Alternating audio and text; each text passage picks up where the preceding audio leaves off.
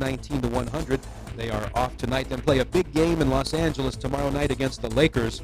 The Bucks have the best record in the NBA. The Lakers have the second best record. That game tomorrow night will be on national TV. You are tuned in to Wisconsin's Political Talk Network.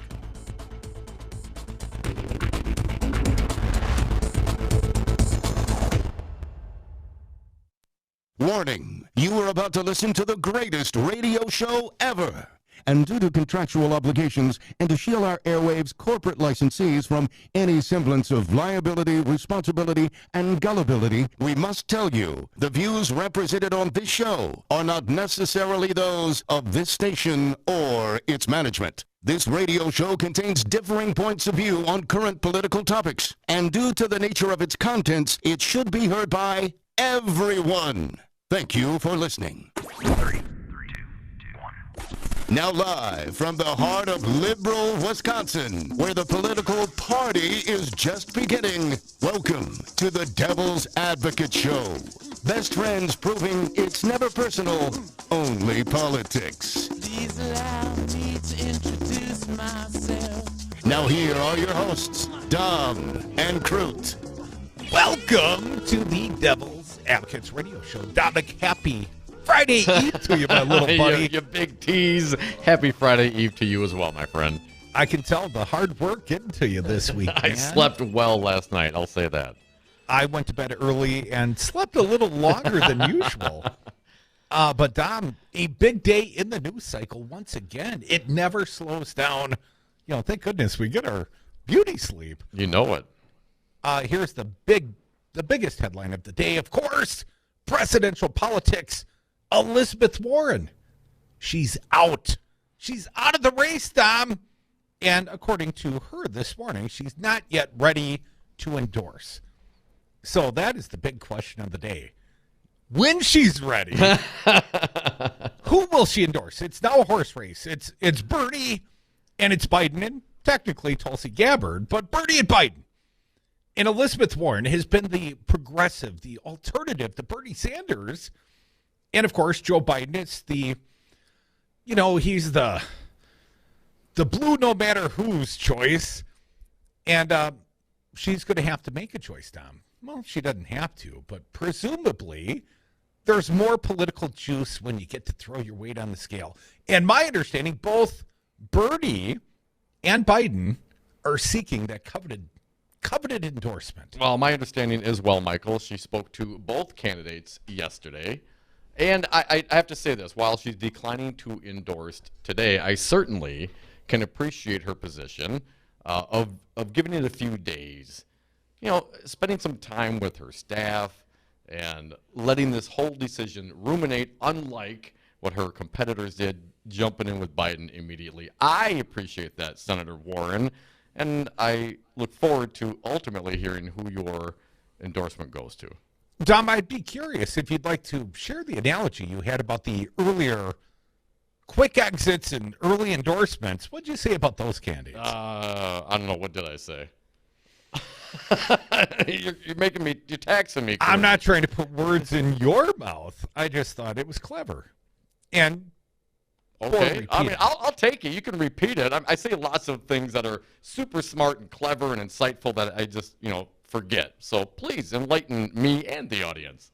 Well, as far as I can recall, Dom, and my memory far from perfect, much like yours, but it was something to the effect of, it's like you got divorced and then you slept with a new girl the next day.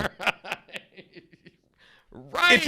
It just somehow doesn't feel quite right. Your crew of friends may not appreciate that. After all the emotion you put them through during the run, and now you get divorced, and immediately upon the divorce, the ink isn't even dry, and you're already sleeping with the next one. Yeah, something like that. But no, I get it. I took some umbrage with the other candidates. I appreciate Elizabeth Warren's position, and I think she'll come out for Bernie, man. I don't know how she couldn't. One quick thought. If this radio product ever divorced, if you will, Dom, because we didn't exactly pledge till death do us part, right? Do you think we'll have your friends and my friends? We'll have to split them up. Yeah, something like that. Visitation from all our friends. Well, let's hope that never happens. I get fancy Brian. Just keep me happy. And I won't have to call the lawyer on you. I would hope, like you, Dom, I would hope, and maybe this is just hopeful, wishful thinking, but I would hope Elizabeth Warren would back her buddy Bernie Sanders. I mean, early on, they had something of a non-aggression pack. It seemed like many of the debates, they worked in tandem. Effectively, many of the avocations that Elizabeth Warren has are the same or very similar to the avocations of Bernie Sanders. You can say, well, they're all Dems. They're all better than Trump, absolutely. But they're all not cut of the same cloth. And Dom, you know, Elizabeth Warren is the candidate I most admired. Of all the political people I've ever met in my life, I find her to be the most talented. Maybe excepting Obama. I mean, he had a lot of charisma coming out of him. Never really met Obama, but Elizabeth Warren got up close and personal with her at least a couple times. And I got to say, shocking to me that, not that she dropped out of the race, everyone eventually, only going to be one nominee, right? So it was a huge field. Not shocking that she's the second runner-up, but shocking she didn't get more support. No. I mean, it always has been. Since we saw in October when she started falling off the charts, she was the front runner. She was at like 28% nationally when there were like 10 candidates in the field.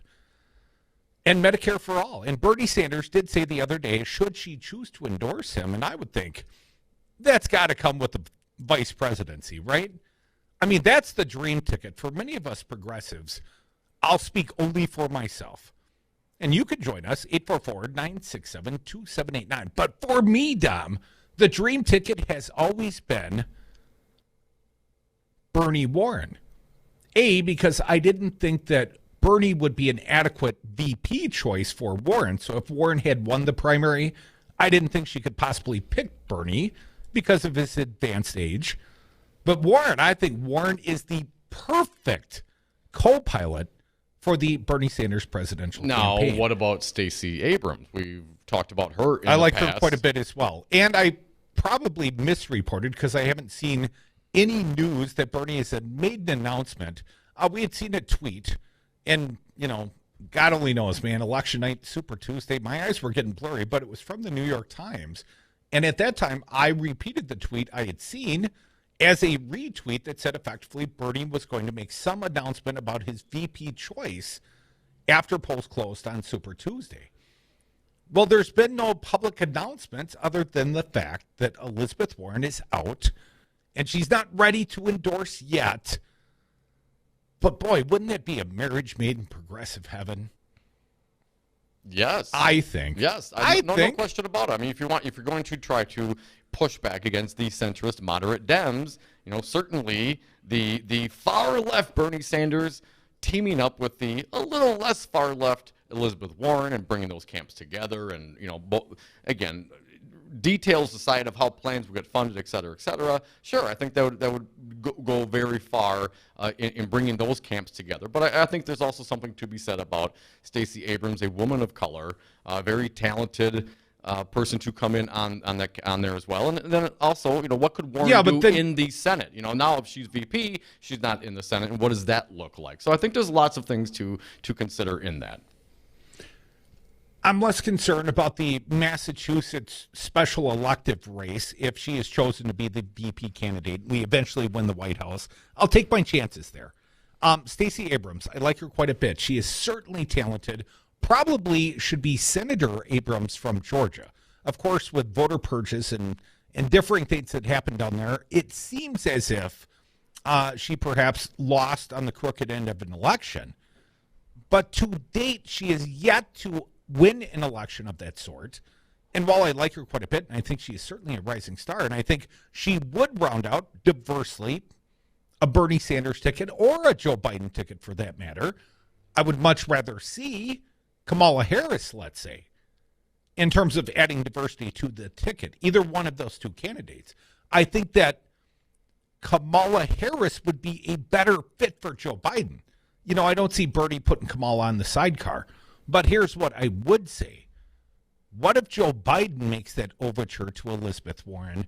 You endorse me. You get me over the hump, because no doubt, if Elizabeth Warren comes out and endorses Joe Biden, we may have to play out the electoral math, but ultimately that would be too much. It would be too much on the scales against Bernie.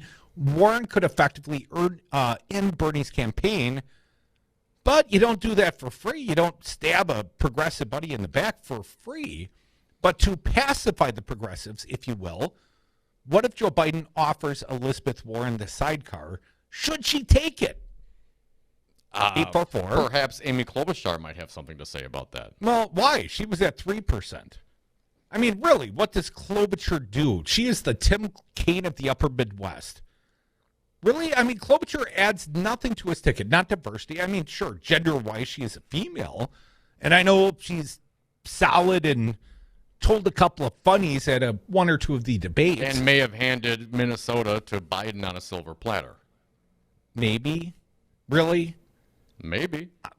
If I would be, and quite frankly, Biden with Klobuchar would probably be a better pairing. But if you want to make the ticket invincible and probably take out Bernie Sanders in the same fell swoop, Biden-Warren is invincible. Biden-Klobuchar has the exact same impact of Biden on his own. 844-967-2789. Let's get some early innovators in. Roger from Cottage Grove, you're up. Thanks for calling, Roger. What do you got for us? Hey, Roger. Hello, Roger. Roger. Going once, going twice. All right, Roger, give us a call back. You can join us as well on the phones. Again, 844-967-2789. We have a little bit Roger of sound. must have had to go back to work on us, man. From Roger. Elizabeth Warren. Let's get a few of these out, and then we'll take our break. Let's start with cut number 20, if you would, please, Brian.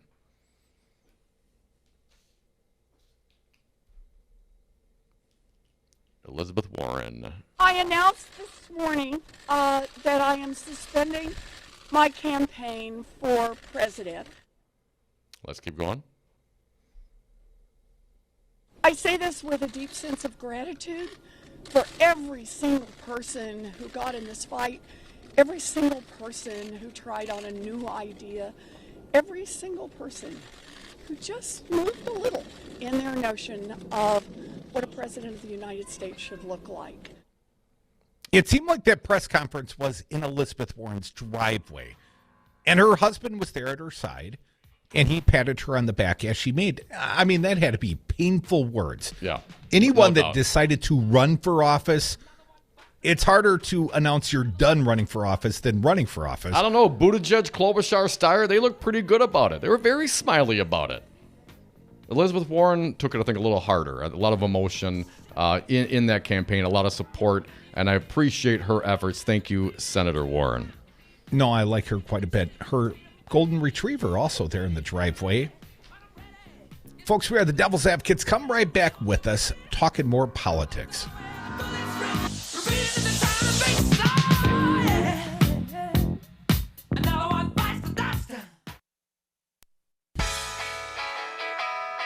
Beating Donald Trump is my life's mission. Winning Wisconsin is the key. We built a progressive Wisconsin talk radio network to do just that. Now I need your help. I need money to complete the mission. Beat Donald Trump. Support progressive radio. Give now at GoFundMe Resistance Radio Wisconsin, or find the Support the Station link on any of our websites. I can't do it alone. Thank you for your help. Elections create conversations. Taking the conversation to the ballot box is how we create a stronger future. Hi, I'm Demetri McClain, a member of Teamsters Local 200, and Milwaukee is my hometown. And just like Waukesha, Oconomowoc, Madison, the middle class is the backbone of my hometown. The conversation to restore and strengthen it begins with us. Your vote matters. To register and find out what's on your ballot, go to myvote.wi.gov. Hi, I'm Kelly, and my family owns Madison Liquidators. Have you ever shopped for office furniture and been completely blown away by the prices? So have I. In Madison, your choices end up being big box stores with inexpensive pieces that fall apart when you look at them the wrong way, or high-end interior design quality furniture that costs as much as a car. That is why my family and I set out to start an office furniture store with a different philosophy and 3 main goals: Get our clients the quality office furniture they need at the prices they can afford, divert sound office furniture from the landfill, and develop relationships with small businesses within our community and help them grow. At Madison Liquidators, you will not be quoted our most expensive pieces up front and scaled back from there. We will work with you within your budget to allocate funds where it counts. We're interested in getting you the most bang for your buck every time. If you see something you like but it's outside your budget, let us know. We always have ideas to help make it work for you. Call me today and let's get started, or visit our website at madisonliquidators.com.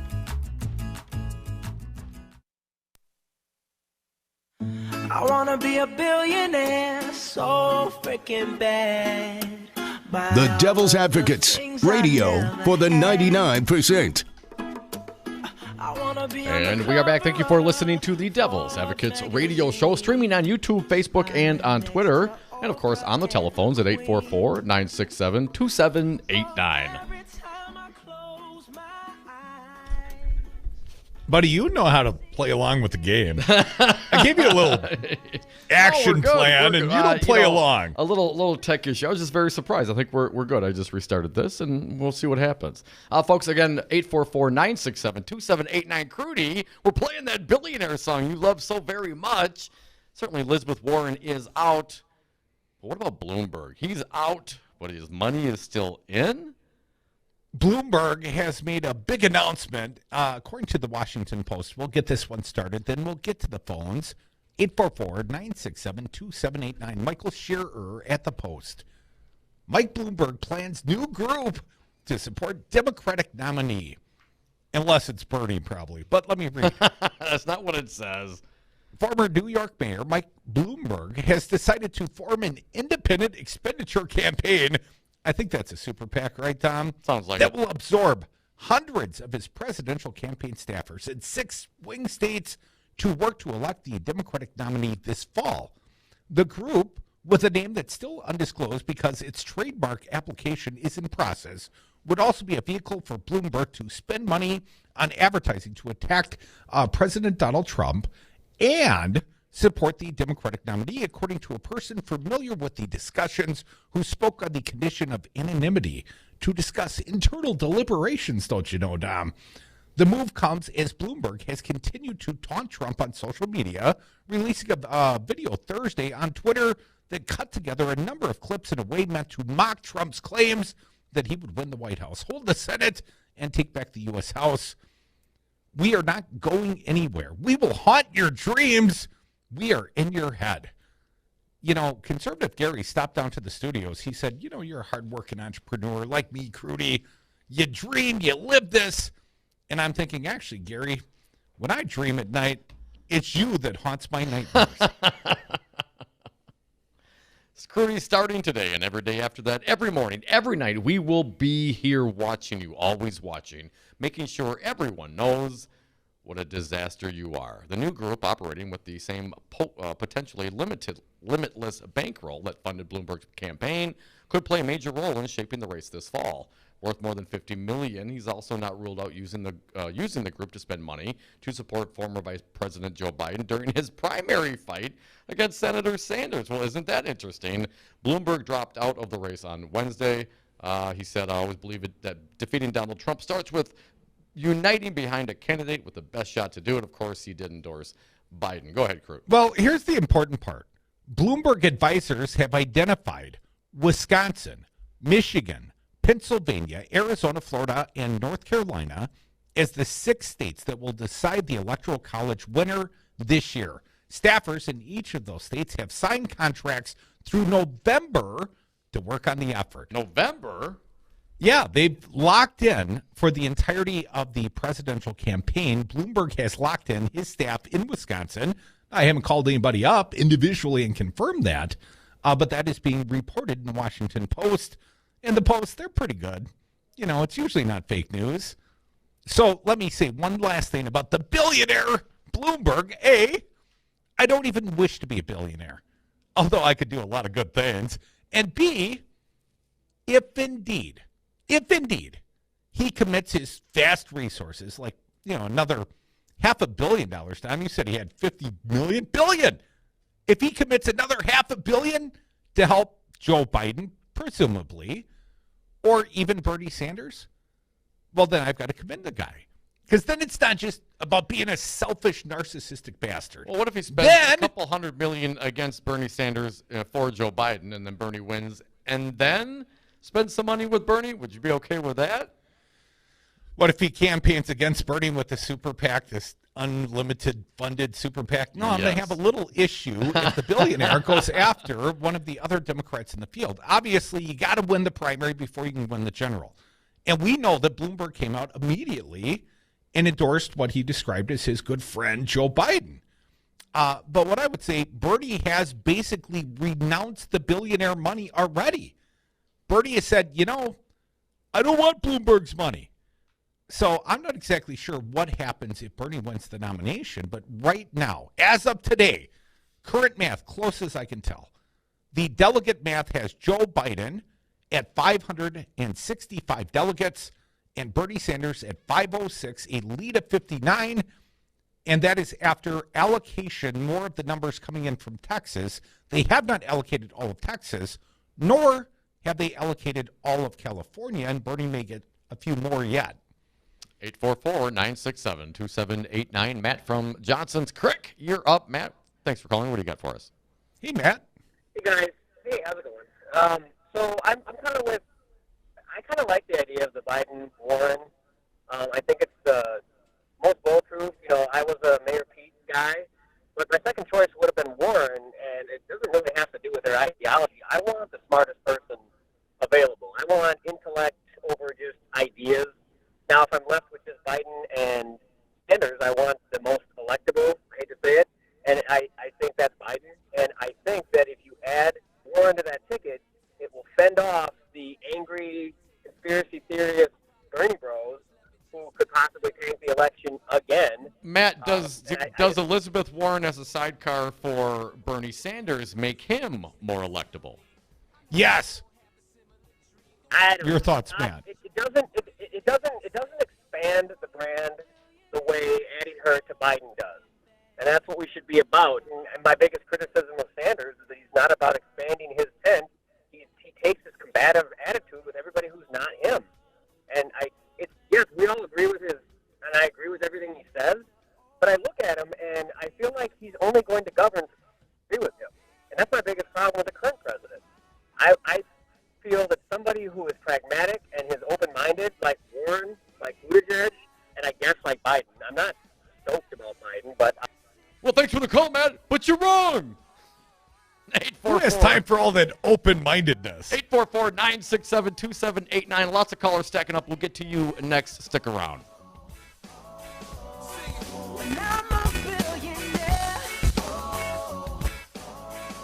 Want to see the super sexiest political show on earth?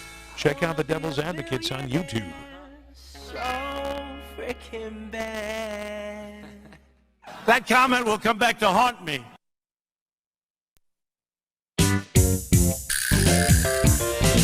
Oh, yeah. What you say? You say Nasala Kombucha. It'll put some glide in your stride and some pep in your step. Nasala Kombucha. Yeah. Nasala Kombucha makes your body happy. Nasala Kombucha. Find them on Facebook, Instagram, and nasala.com.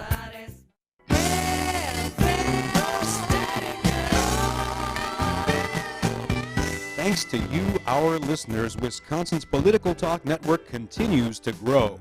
Now, radio listeners in the Milwaukee area can hear WRRD on the FM dial at 101.7 FM 24 hours a day. Tune in when you're in the car, at home, or at work, because politics matters at Talk 101.7 FM. You are listening to WRRD Waukesha and W269DL Milwaukee, always streaming at Talk1017FM.com. From the Capitol in Madison, this is Wiz Politics Midday. Good afternoon. I'm Stephanie Hoff, and our report for Thursday, March 5th is brought to you by Spectrum. The UW system holds a public hearing today on an amendment to administrative code that would establish mandatory punishments for students who disrupt the free expression of others. But first, U.S. Senator Elizabeth Warren is dropping out of the presidential race. The Massachusetts Dem had paid staff and had aired some ads in Wisconsin in advance of the April 7th presidential primary. But now the Dem race is between U.S. Senator Bernie Sanders and former Vice President Joe Biden. Sanders had been leading in recent polls, but since then moderates have exited the race, boosting Biden. Meanwhile, the Trump campaign events in Unalaska today have been postponed. The events were to feature Vice President Pence and his wife Karen. Pence instead will travel to Washington State as part of the administration's response to the coronavirus. Along with the Women for Trump event, the Pences had planned a bus tour of Wisconsin and Minnesota today. The campaign has not rescheduled a trip to Wisconsin. Finally, the UW system's public hearing today is for an amendment that would punish students who, quote, materially or substantially disrupt the free expression of others. It would require the suspension of students for a minimum of 1 semester after a formal investigation and disciplinary hearing found them responsible for 2 offenses. Students would be expelled after a 3rd charge. A bill with similar language already passed the Assembly last month, 62 to 37, with GOP Representative Shay Sortwell from Two Rivers joining Dems in opposition. Opponents argue the bill could create a chilling effect on students' constitutional right to free speech. Supporters said it would only apply to cases where students disrupt public discourse through violent or disorderly means. Evers voted against the amendment when he sat on the board as state school superintendent. A spokeswoman for the Gov previously said his opinions on the matter haven't changed since assuming office. For WisPolitics Midday, sponsored by Spectrum, I'm Stephanie Hoff. This has been WisPolitics Midday. For more state government and political news, visit wispolitics.com. In a union, there is strength. Wisconsin has had a long history with the organized labor movement in America, fighting for stronger wages, affordable health care, and retirement security, the values of the middle class. You can be part of that experience. Let Teamsters 200 be your partner. Your voice matters. Call Teamsters Local 200 at 414-771-6363 or visit us at www.teamsterslocal200.com or on Facebook. Make a difference. Union yes.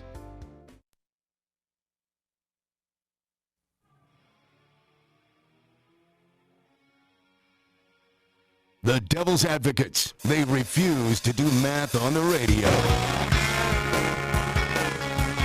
Welcome back to the Devil's Advocates radio show. I guess the big question of the day, will she or won't she?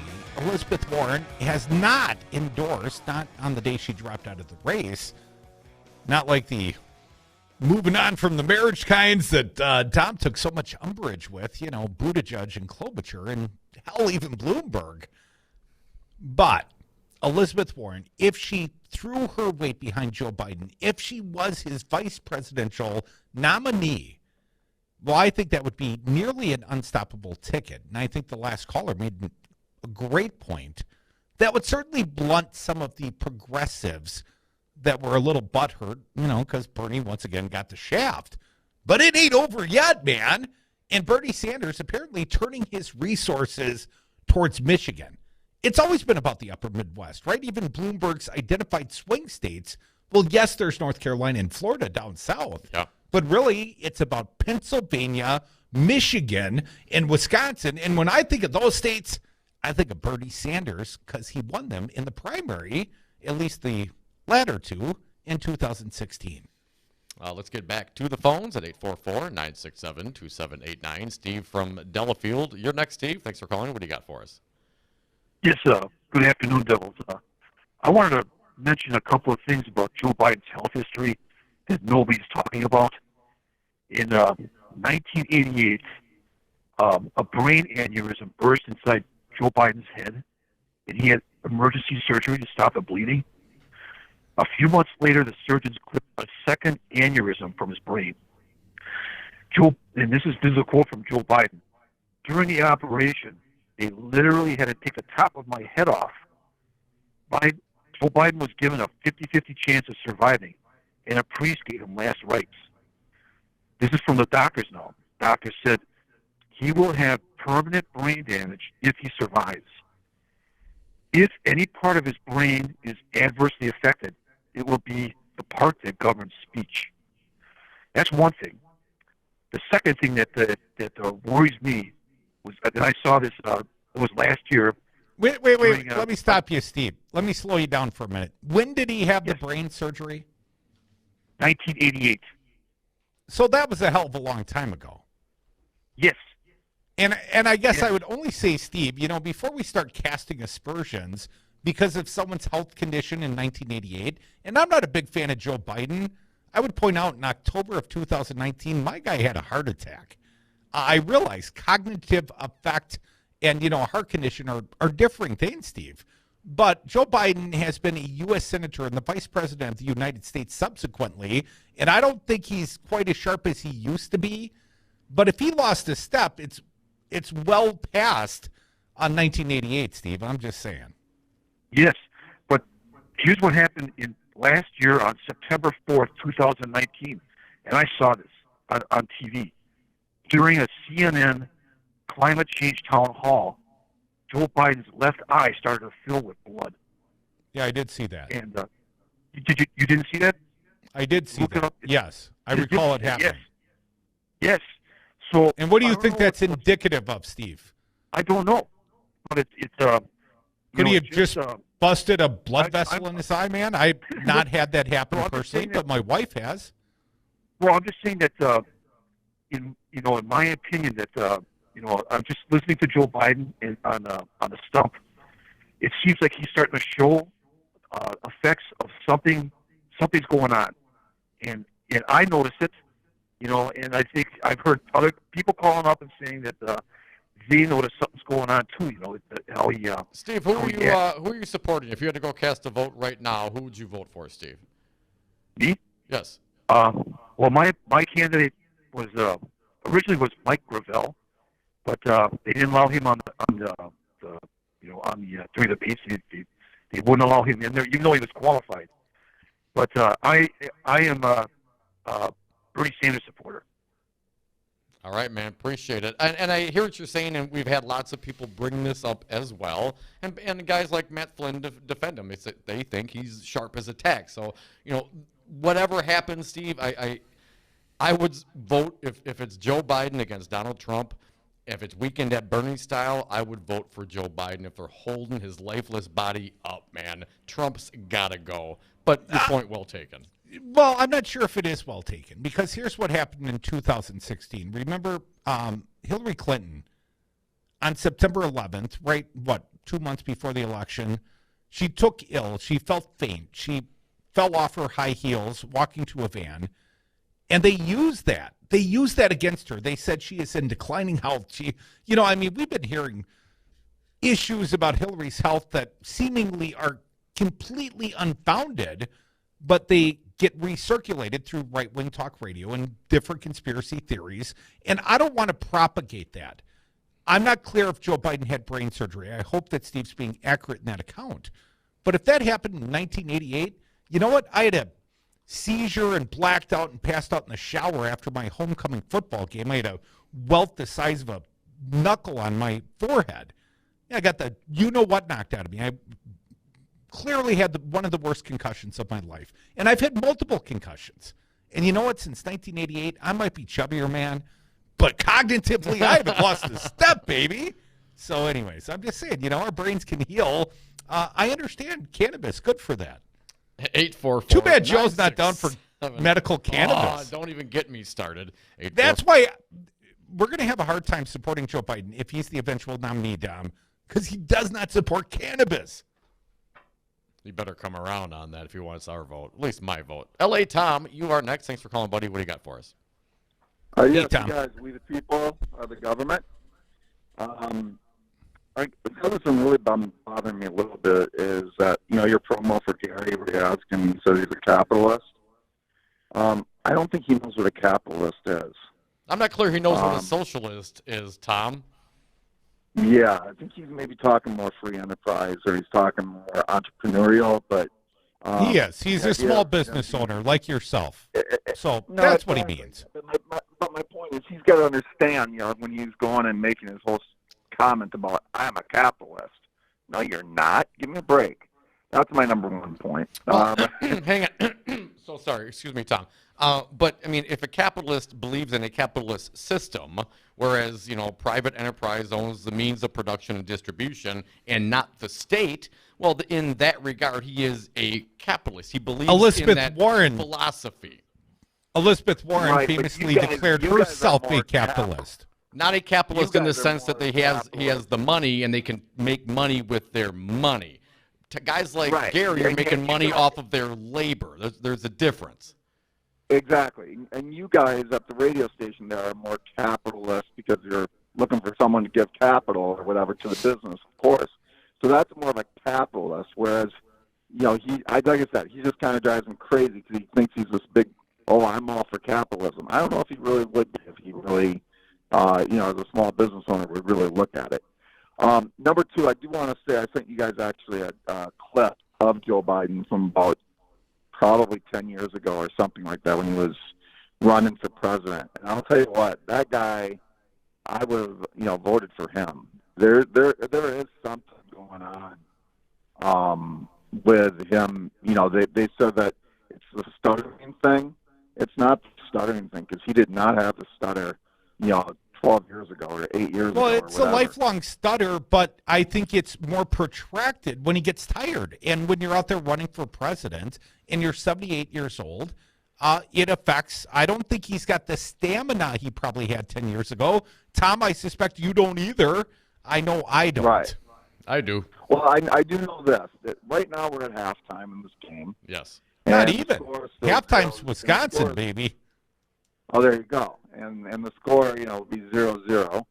And basically we're, now we're going to have the two on the stage at the same time for 2 hours. We'll see if Joe actually has the stamina, because I'll tell you what, Bernie Sanders does 3-4 rallies a day, and he's running all over the place. He's also still in the Senate. I mean, this guy's the Energizer Bunny. I don't think a lot of middle class or middle age people can do what this guy can do. So, I mean, of course, I'm in favor of Bernie's policies. I will vote blue no matter who. But I do have issues, with marijuana not being, legalized by Joe Biden. I do have an issue with the fact that he's starting out with Obamacare, which means it will probably get less than Obamacare. The way they negotiate is just insane. And I think Bernie's just got more of the policies that will bring the rest of the country along with him if they understand the policies rather than just calling it socialism or whatever ism it is. That's why I said Gary, I don't think really understands what capitalism is. And I'd love for you guys, next time you get him on the air, He's on hold right now, Tom. We might take him next. Or we might make him wait. You never can tell with us. Tom, you got any other thoughts, our friend? Nope, I think that's it. Just glpages.com and gayandlesbianpages.com, and I will also say sunnyskiescbd.com.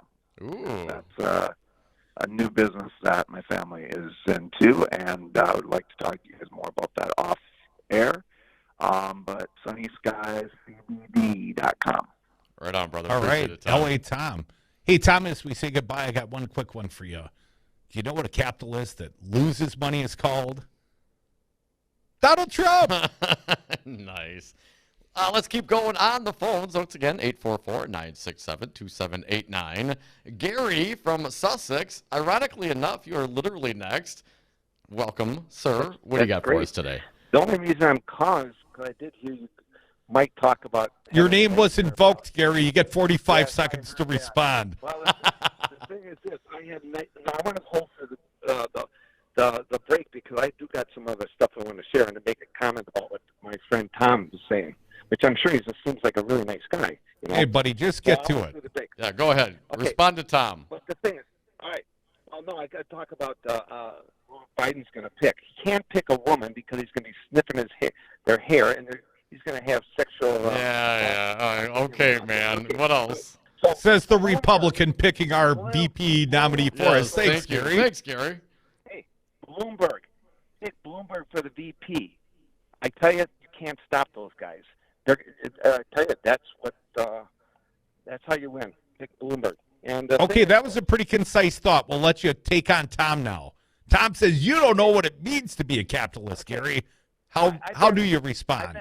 I've been a manager of a large heating company most of my life. I own my own heating company now. Trust me, you got to know what you're doing when you're in business. And the fact is, I don't want anybody, like I told you guys earlier at the studio, I don't want anybody telling me that there can't be any billionaires in this country. Billionaires give a lot of jobs to a lot of people that make a lot of people. Well, I mean, it's something to be said about people who accumulate that much wealth. And no one's saying they're going to make a law against billionaires. I think what the criticism is what kind of personality do you have to accumulate that much wealth, Gary? But let me get specifically to the point, the capitalism versus socialism debate. Gary, you make money off your labor, right?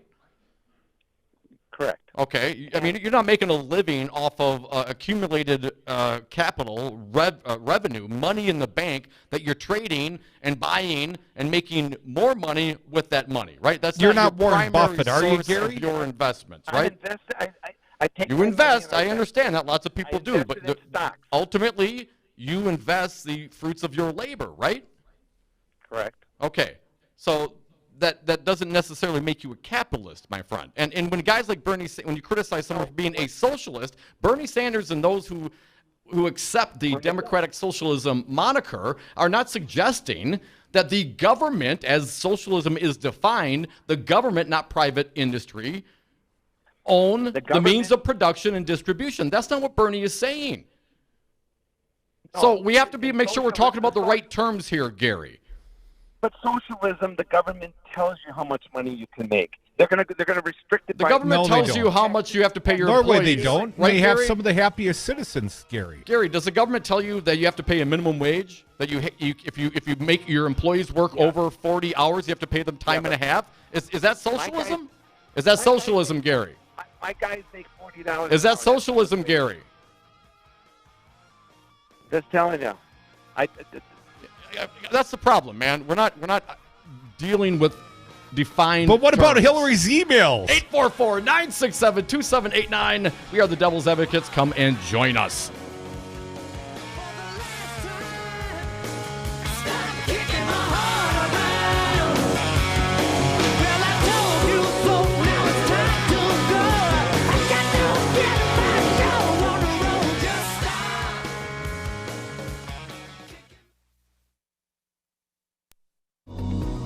Hey folks, this is Darcy Haber from Solidarity Realty. You know I usually like to joke, but there is nothing funny about what's at stake in this year's elections. Thanks to this station owner's using his own life savings and more, we in Wisconsin have an important tool we haven't had in the past to help us win. Mike Crute has bought and built 4 progressive talk radio stations that together cover almost half of Wisconsin's population. But radio stations are expensive and generally don't turn a profit for several years. In the meantime, this debt cannot and should not all sit on Crute's shoulders. Right now, we need to crowdfund Resistance Radio to keep it on the airwaves. Thanks to all who have already donated, we have raised nearly $10,000. The goal is $60,000. I know we can do it. Please help support Progressive Radio in Wisconsin today by going to GoFundMe, searching for Resistance Radio Wisconsin, and giving what you can. Together, we can keep Resistance Radio on the air and defeat Donald Trump.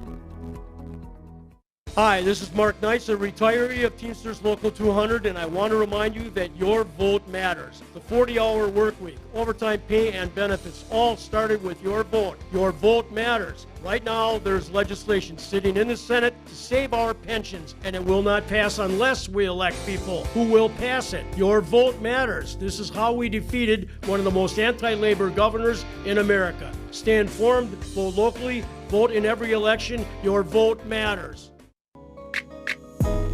Hi, everybody. My name is Santita Jackson. Please join me on my new morning drive show on Talk 1017 in Milwaukee and Talk 92.7 in Madison.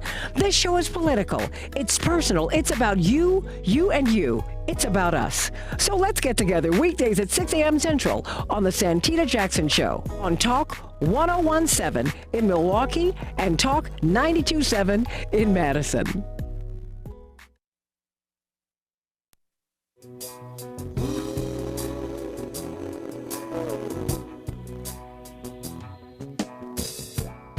Everybody's high on consolation. Everybody's trying to tell me what is right. 60% of the time, they're right every time. Dom and Krutz are the Devil's Advocates. And we are back. Thank you for listening to the Devil's Advocates radio show. Phone lines are open, 844-967-2789. Big news today. Senator Elizabeth Warren has dropped out of the race. We're going to get to some callers, but let's play just a couple more cuts from the senator from earlier today. Let's jump up to 25. The senator, no endorsement today. Not today. Not today. I need some space around this, and want to take a little time to think a little more. I've been spending a lot of time right now on the question of suspending and also making sure that this works as best we can for our staff, for our team, for our volunteers. Well said, Senator. One other one here, 23. She does the pinky promises all the time with young ladies, young girls. I think it's the most adorable thing ever. She has a comment on that as well. Let's do 24. I know. One of the hardest parts of this is all those pinky promises and all those little girls who are going to have to wait 4 more years. That's going to be hard. Unbelievable. Fabulous Senator Elizabeth Warren dropping out today. Let's get back to the phone lines. Again, 844-967-2789. Pete from Milwaukee, you're next. Hey, Pete, what do you got today? Hey, okay, Pete. Well, yeah, it's very interesting. Thanks for putting me on. It's very interesting that Bernie is waiting now, and this could mean a couple of things, I guess. First of all, it could mean that he's considering Warren for vice president. But at the same time, if she doesn't want it, maybe he's trying to get her in his cabinet, and he still wants Stacey Abrams. And if that was the case, it'd be a slam dunk. Well, I would say right now, Pete, Elizabeth Warren has all the leverage in the world. I mean, if she threw her weight behind Biden, I have no doubt that would tip the scales all the way to Biden. And if she throws her weight behind Bernie Sanders, no guarantee, but I think there's a much greater likelihood, Pete, that Bernie Sanders actually can win and galvanize the progressive arm of the party, if you will, and actually win this nomination. Right now, Bernie's trailing. He's down about 10% in the delegate count. Well, Pete, it's hard to make that up.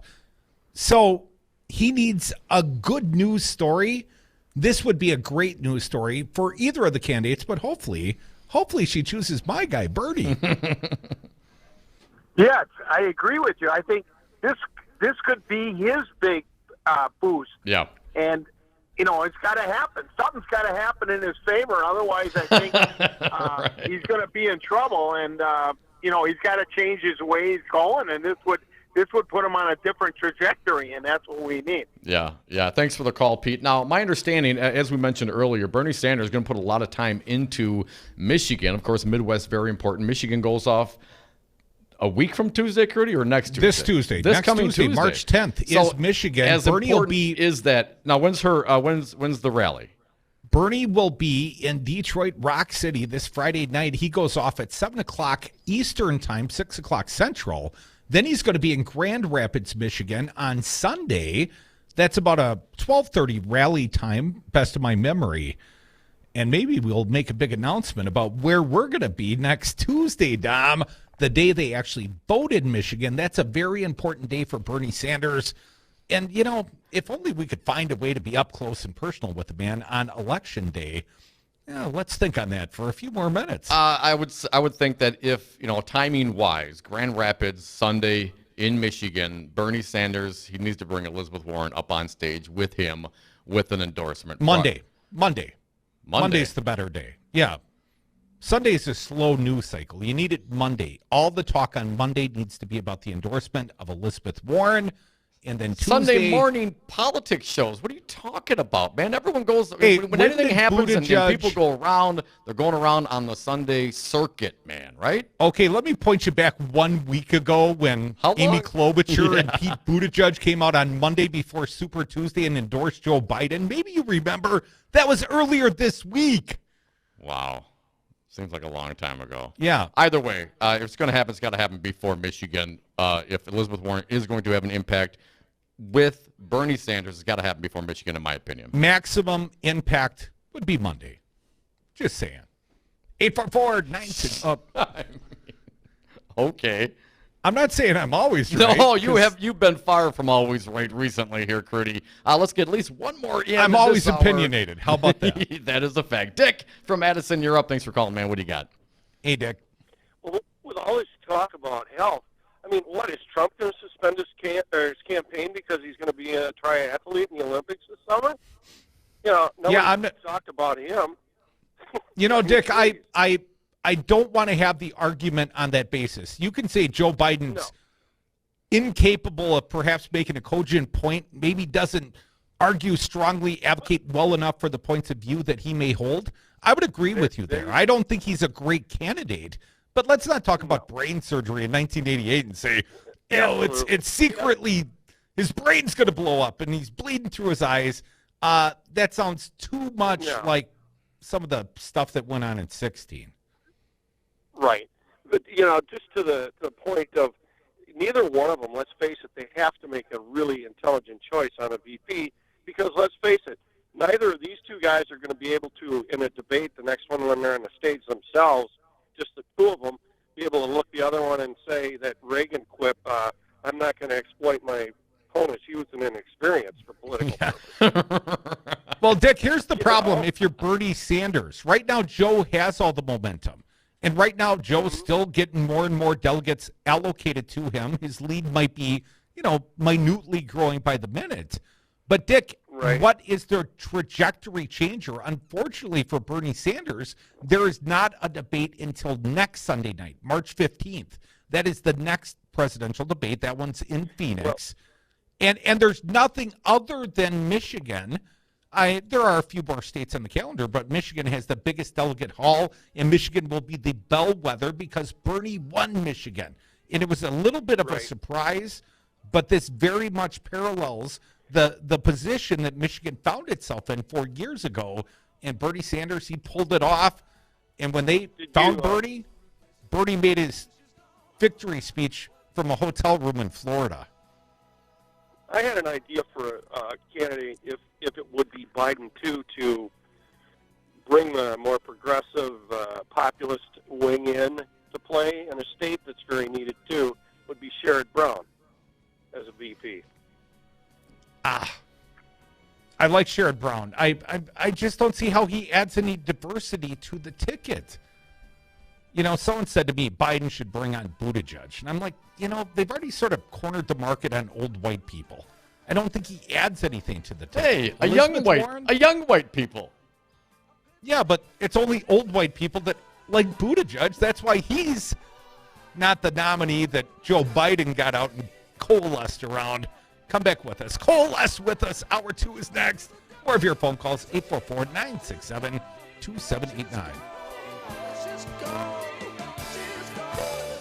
Do you want to be a winner? All the winners I know like the Devil's Advocates Facebook page. Democracy matters, especially when it is inconvenient.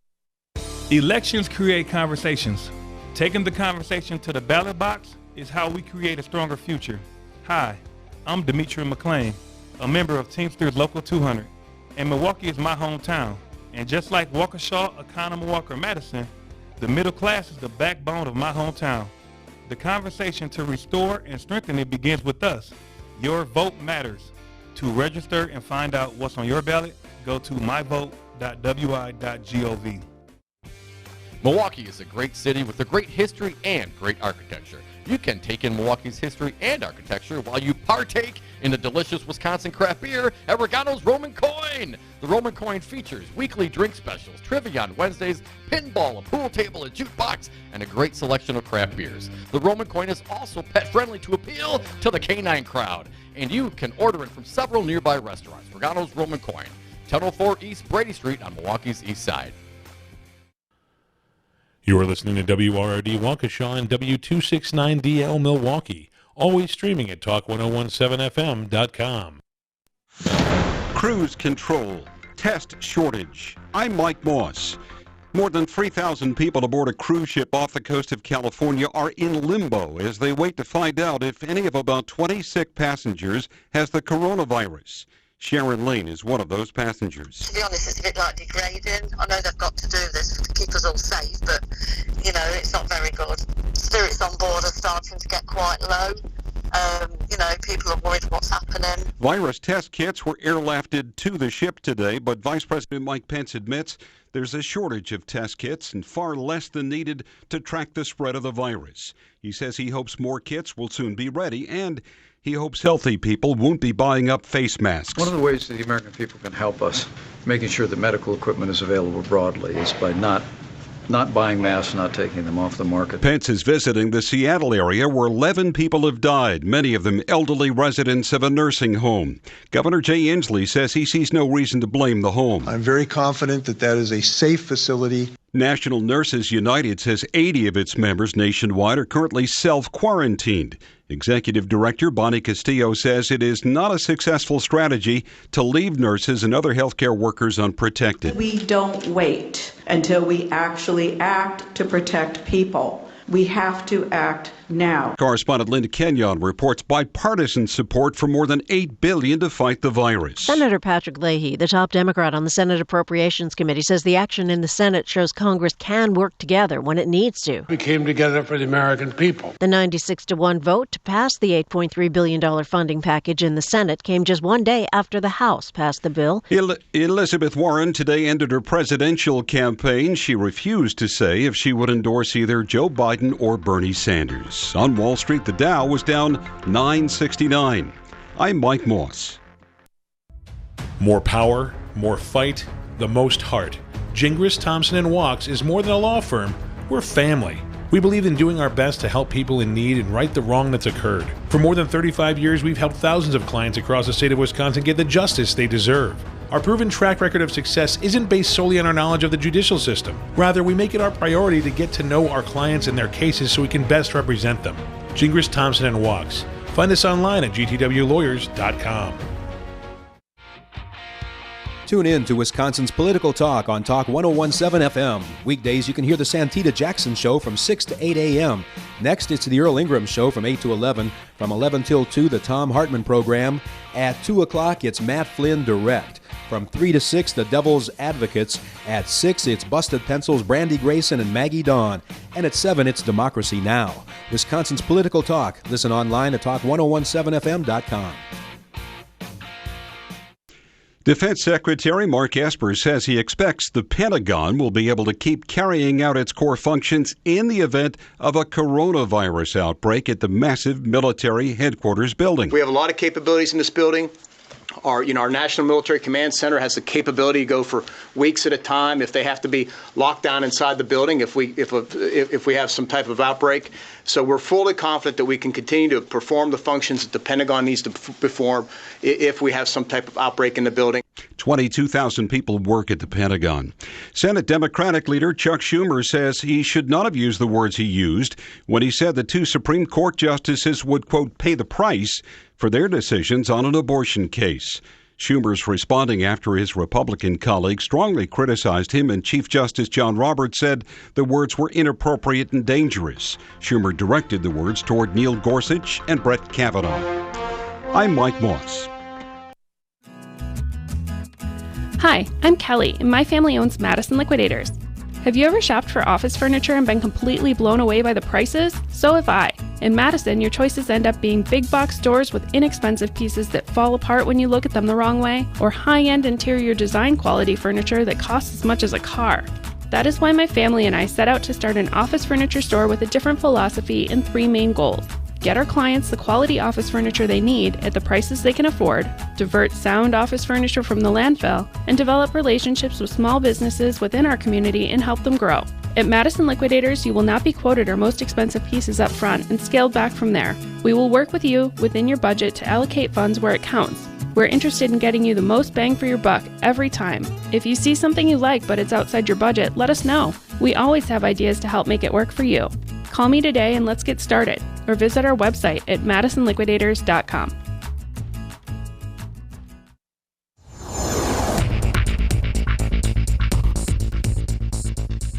For 1017 Milwaukee and 92.7 Madison, I'm Stu Daniels with your headlines. The state of Wisconsin is joining a multi-state lawsuit against the Trump administration for diverting billions of dollars to pay for a wall on the border of Mexico.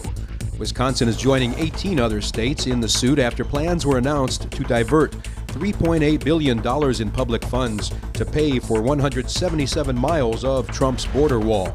Wisconsin's Oshkosh Corporation will lose more than $100 million in the diversion of Defense Department funding. The Oshkosh Corporation rebuilds tactical vehicles and makes trailers for the military. Forecast for Milwaukee and Madison tonight: clearing skies, high winds, and lows in the upper 20s. You are tuned in to Wisconsin's Political Talk Network.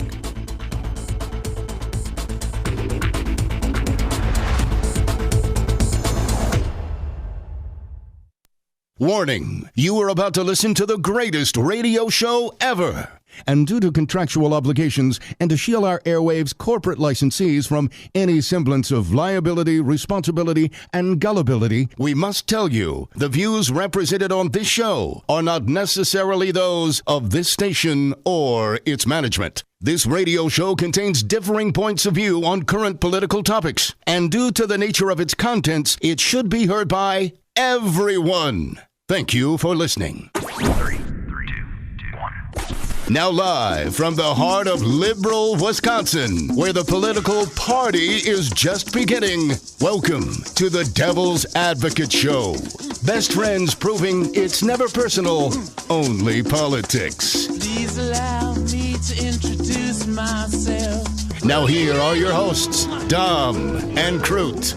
Welcome back. Hour 2 of the Devil's Advocates Radio Show. Dominic, I got to start off by talking about my regret that there is not a presidential debate this weekend, this Monday. There is no presidential debate between here and the next round of voting in Michigan, the crown jewel, but not the only states in play. The news today, Bernie Sanders has canceled his intention to go to Mississippi. He's not even going to try and compete in Mississippi with Joe Biden, not after the straight Joe showed on Super Tuesday, especially with African-American voters. Bernie is effectively making it Michigan or bust. And in 2016, Bernie had a outsized performance. He won in Michigan, something of a surprise, as I pointed out, Dom. I did ask him, are you going to win in Michigan, Bernie? Ask me Tuesday night. Well, Tuesday night, he did win in Michigan, and next Tuesday night, we will know for sure. But he's going to Detroit, he's going to Grand Rapids, and he's going to Rockford, Illinois, Dom. And we're going with him. Bernie Sanders, next Tuesday morning. Why are you looking at me like that? Yes. We are. We're going to live broadcast Bernie Sanders. We are. Special event. All right. When? Breaking the news right now for you. You're not even giving me an opportunity to say no, Crudy. Well, you should have said no off there if you didn't want to go. I'm going to Bernie Sanders in Rockford, Illinois, and I'll bring you with over the radio airwaves. Whether or not Dom's in attendance, that's arguable, questionable at this point. But we got friends down there. Dominic, we play out in Janesville, Wisconsin, 103.5 WADR FM. And, you can hear that signal. A, it covers most of Rock County, but B, it gets damn near all the way to Rockford. Nice. So we got friends in that neck of the woods. And also, Dom, legal marijuana dispensary in Rockford. I've been there. It's a good place. We're going to Rockford on Tuesday. Yes, I knew. If I offered the right carrot or cannabis, if you will, I would encourage you to attend a Bernie Sanders rally. So we are going to broadcast it right here on the Wisconsin Political Talk Network. Because a week after Michigan is Illinois. And Bernie is going to Chicago this weekend. He's going to Rockford on Tuesday on Election Day in Michigan, technically. Too late to affect the outcomes. You got to move on from Michigan immediately because you got to start rallying up the troops in other states. In Illinois 1 week later. October 17th is Illinois. Now, Bernie did not win Illinois the last time, but the last claim to fame Bernie Sanders may have in this electoral contest, Upper Midwest. That is what catapulted Trump to the presidency. Hillary Clinton's failure to hold the Upper Midwest. In a vast number of those states, I'm talking about Michigan, Wisconsin, Indiana, and Bernie nearly won Illinois the last time through, but they weren't strong states for Hillary Clinton. Now, I did verify, I believe that she did win Pennsylvania, and she did put resources into Pennsylvania. But Michigan and Wisconsin, you cannot win the presidency, specifically without winning the state of Wisconsin. We're on the dial April 7th. I hope and pray to God, because I still like Bernie, I hope it's still a contested primary at that time. Briefly, Curdy, from the New York Times, Bernie Sanders cancels Mississippi rally, shifting focus to Michigan. Sidney Ember, in the body of the piece, in an interview, Faz Shakir, the campaign manager for Sanders, said the campaign was considering running an ad in Midwestern states like Michigan and Ohio that will emphasize Mr. Biden's record on trade, and Mr. Sanders has already added blistering remarks about Mr. Biden into his stump speech. I will be talking in Michigan about the fact that Joe supported disastrous trade agreements, Sanders said Thursday. A crucial part of Sanders' argument has been the idea that he is the most electable candidate, able to defeat President Trump in a general election by appealing to the same white working-class voters who helped hand Mr. Trump his victory in 2016. But among aides and advisors, there has been a growing recognition that his claim hinges on his ability to demonstrate this strength in Midwestern states during the primary.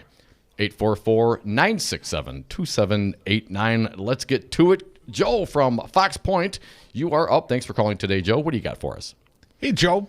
Hey, gentlemen. Enjoying the show very much, as always, and thanks for letting me put in a couple of cents here. Sure, man. Thanks for listening.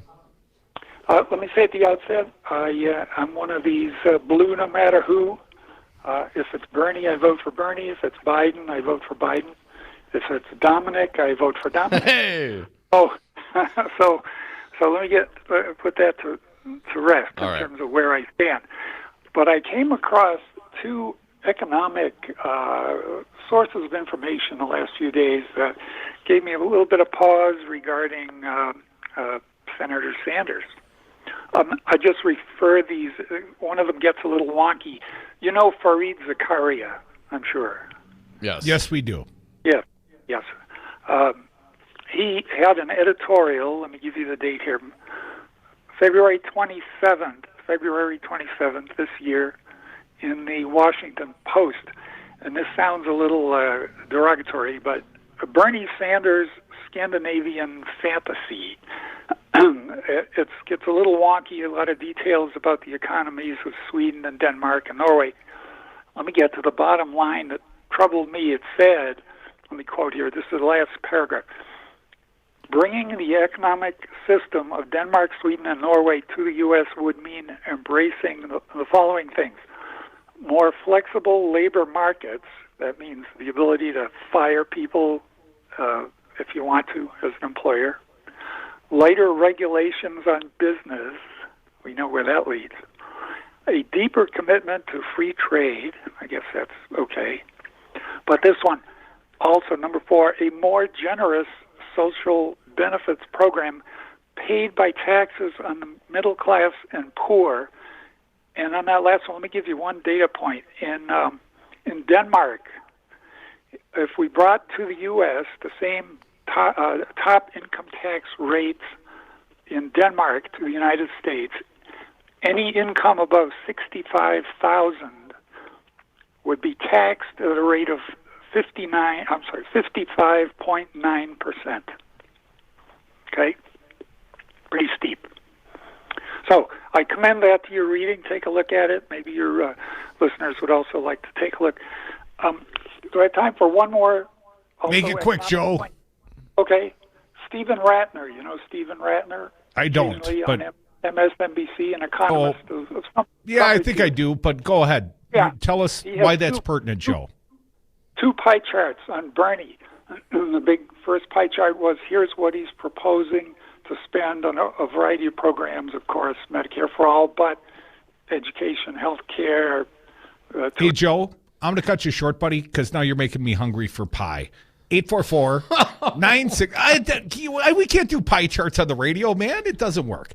844-967-2789. Next up, Jake from Milwaukee. He's a nice guy. I can't do pie charts on the radio. We were 30 seconds from the meet, but go ahead, Jake. Make it quick and pertinent, otherwise Crudy will hang up on you. Oh, really? I was about to say, I mean... And thanks for the call, Jake. No, I'm just kidding, man. Go ahead.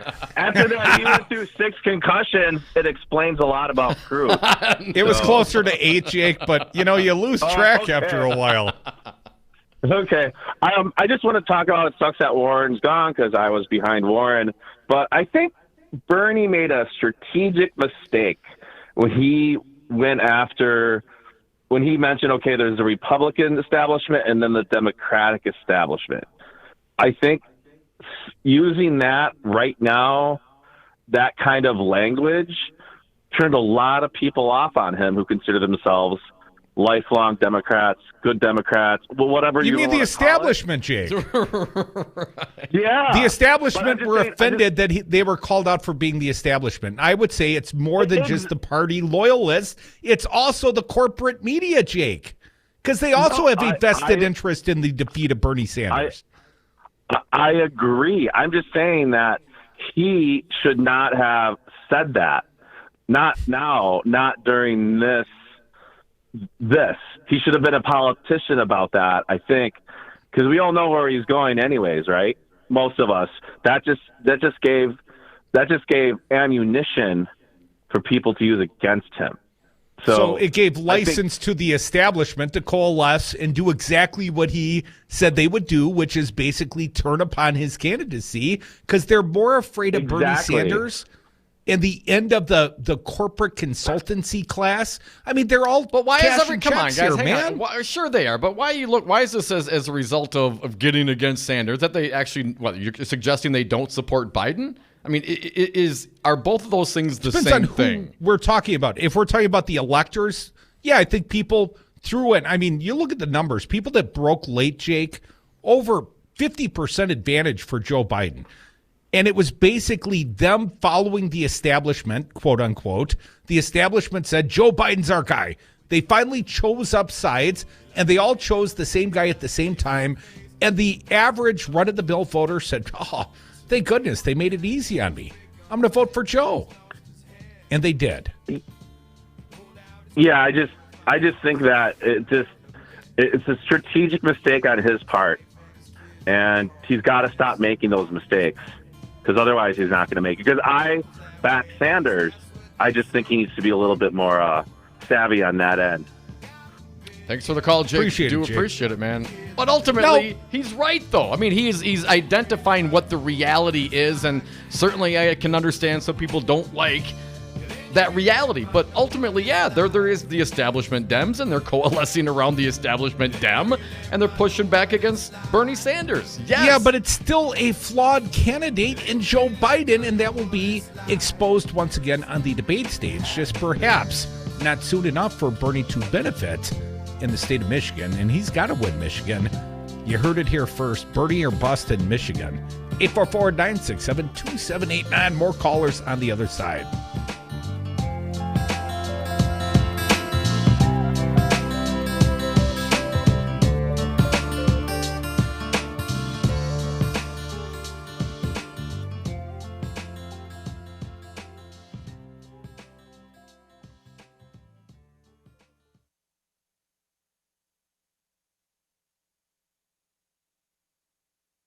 They deserve to die, and I hope they burn in hell. I love this plan. I'm excited to be a part of it. Let's do it. Hi, this is Mark Nice, a retiree of Teamsters Local 200, and I want to remind you that your vote matters. The 40-hour work week, overtime pay, and benefits all started with your vote. Your vote matters. Right now, there's legislation sitting in the Senate to save our pensions, and it will not pass unless we elect people who will pass it. Your vote matters. This is how we defeated one of the most anti-labor governors in America. Stay informed, vote locally, vote in every election. Your vote matters. So, Dave, I hear you and your team at Community PC can really help a guy like me when I'm having a hard time keeping my computer up to date. Oh, yeah, Crudy. Community PC provides great service from trusted local technicians to give our clients peace of mind when it comes to their computers. Will I wait on hold all day? Our team can provide you with immediate trusted remote service. We also offer timely on-site service in Dane and Rock counties. Find us at commpc.com to learn more. Community PC. We know what makes computers happy.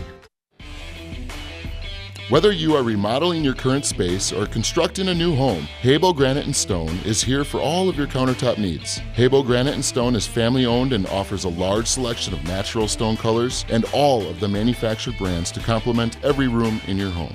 From granite to marble and so much more, our local craftsmen work to customize the perfect countertops to suit your needs. Find us at HAYBO, Free and equal education is and has always been a cornerstone to this nation. Yet our public school systems, once the envy of the world, has never faced more scrutiny than right now. Caught between political bickering and big business cash grabs, our schools are under attack, and the people that stand to lose the most are our children. Join Dr. Tim Slecker for Busted Pencils Radio, educated educators talking education. Tuesday nights at 7, right here on WRRD 1510 AM, Milwaukee.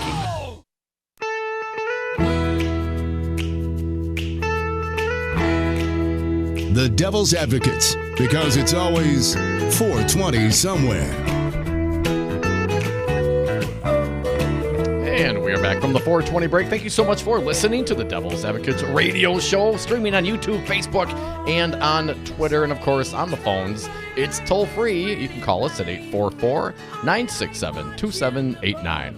I would like to point out for our 420 friendly friends, Joe Biden's not a marijuana supporter. Joe Biden is not going to legalize marijuana. Bernie Sanders will. Enough said. Enough said. Quickly. Yes. Hill.com. Former Vice President Joe Biden has opened up a double-digit lead nationally over Senator Bernie Sanders.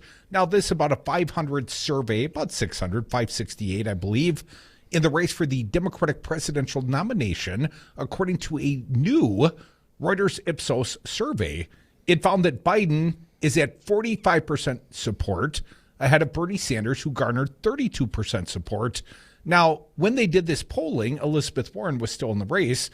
The recent increase shows a 24-point swing over the same poll 9 days ago. Ooh. The swing towards Biden, the establishment swing towards Biden, 24 points.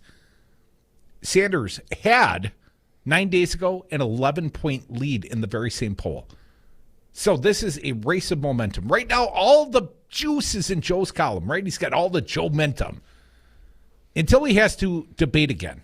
And he better pray to God that he kills Bernie in Michigan and puts him out of his misery. Because if Bernie Sanders is still got life and Joe Biden has to stand on the debate stage and go head-to-head with Bernie Sanders, I don't think it's going to go well for Joe. I don't think Bernie has had a bad debate per se. He's very consistent because he's all policy driven, and he's very good at talking about the same things he's been talking about for 40 years. Yes. And Joe Biden goes back into the filing cabinet of his mind, and the only problem with Joe, there are no filed folders, and he just grabs out any old random thought he has at any given time. And that is my fear. I like Joe Biden. I think he is a great guy. I think perhaps he will be the nominee. And my greatest fear is he is still Joe Biden, and he is still not a strong candidate. He's the same guy that took 4th place in Iowa and like 5th place in New Hampshire. That Joe Biden, where he did the retail politicking and the people didn't like him. Here's the deal. 844-967-2789. I have a feeling we're going to hear a lot of that. You might be right. And if Joe does not put a dagger in Sanders next Tuesday, and Sanders is alive enough to get to him on the debate stage, I think that will be a telling sign, not only for how can Joe do versus Bernie, but certainly one of those guys are going to be going up against Trump. Well, the other minor demographic, Latino voters. Latino voters get involved in Arizona. Latino voters get involved in some of these other states. Joe did great with the African Americans down south. Bernie is doing great with Latinos. He just needs a few more Latino states. Sadly, I think there are more African-American dominated states coming up, and that favors, at least according to the current math, favors Joe Biden. Well, once again, 844-967-2789. David from Mequon, you have been patient. Thanks for calling, David. What do you got for us today? Hey, good afternoon, guys. Hey, man.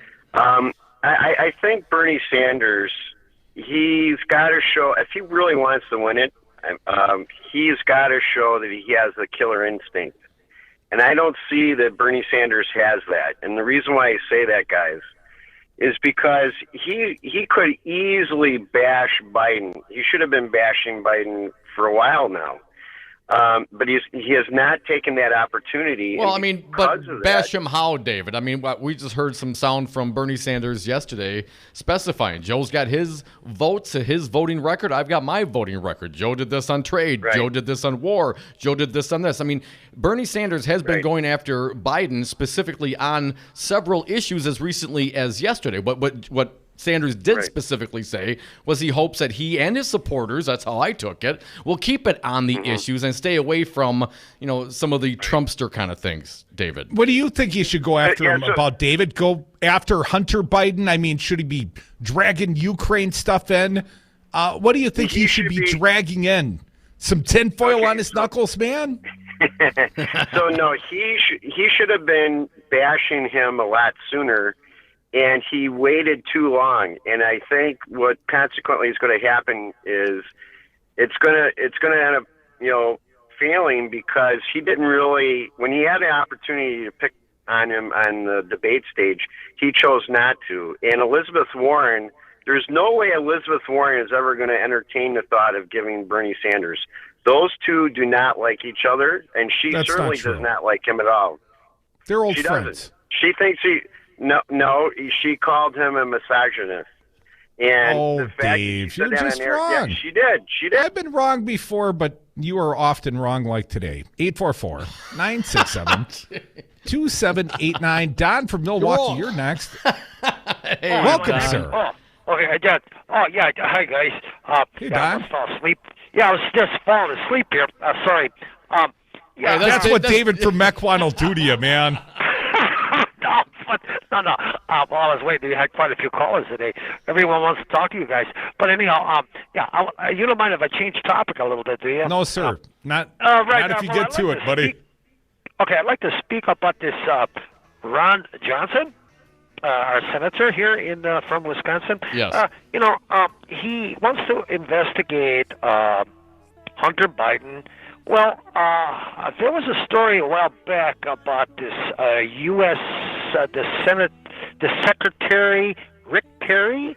I guess he was sticking his nose in. This is a different gas company now, Naftogaz, and he was trying to install a friendlier management team in there so they could steer nice, lucrative contracts to his political buddies.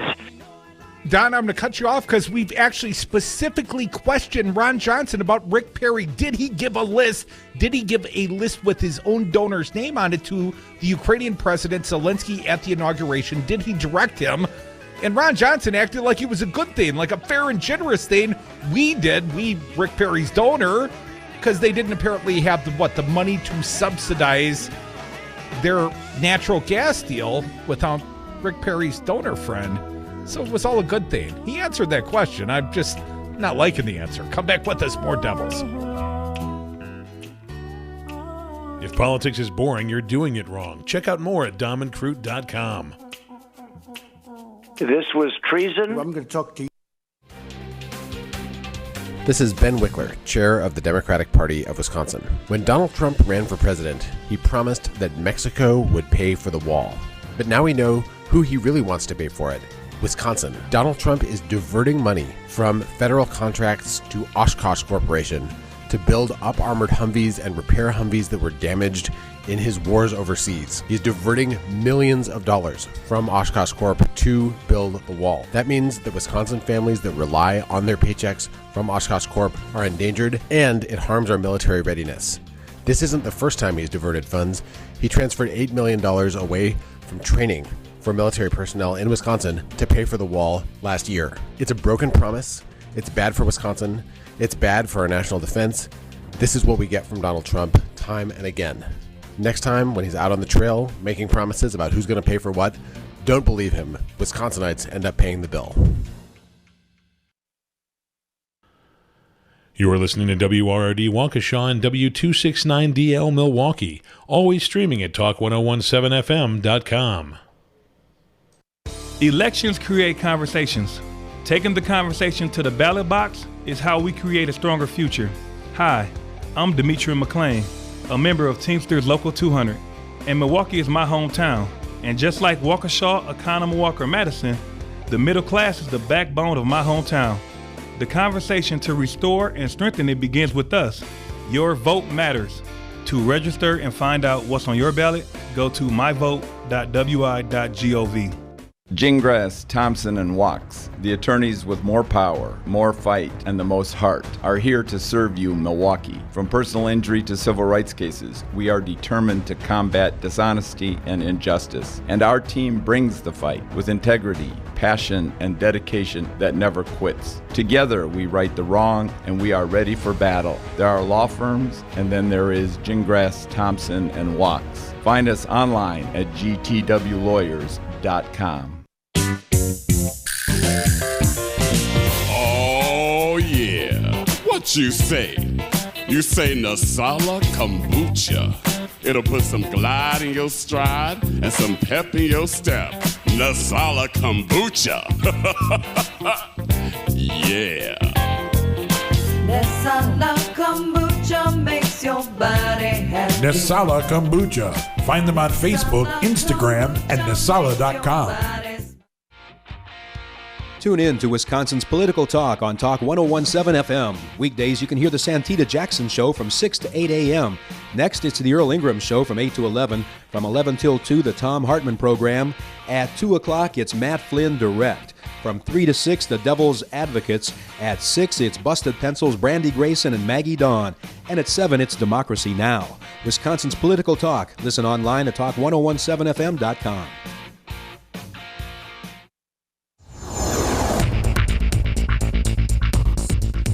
Or 101.7 Milwaukee and 92.7 Madison. I'm Stu Daniels with your headlines. The brewery line started up again last night at Molson Coors for the first time since the shooting there a week ago.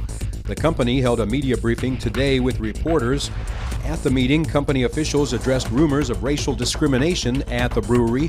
It is believed that the shooter in last week's tragedy had been the victim of discrimination in the past. Yesterday, the Milwaukee Police Department said the initial investigation indicated the shooter was not motivated in this incident by prior racist acts. Forecast for Milwaukee and Madison tonight: clearing skies, high winds, lows in the upper 20s. Tomorrow, sunny and windy with highs in the upper 30s. And then for Saturday, sunshine with a high around 50 degrees in Milwaukee, 53 in Madison. You are tuned in to Wisconsin's Political Talk Network.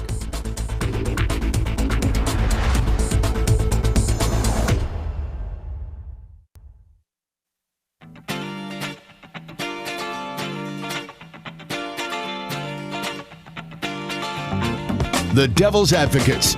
Political commentary from the back of the class.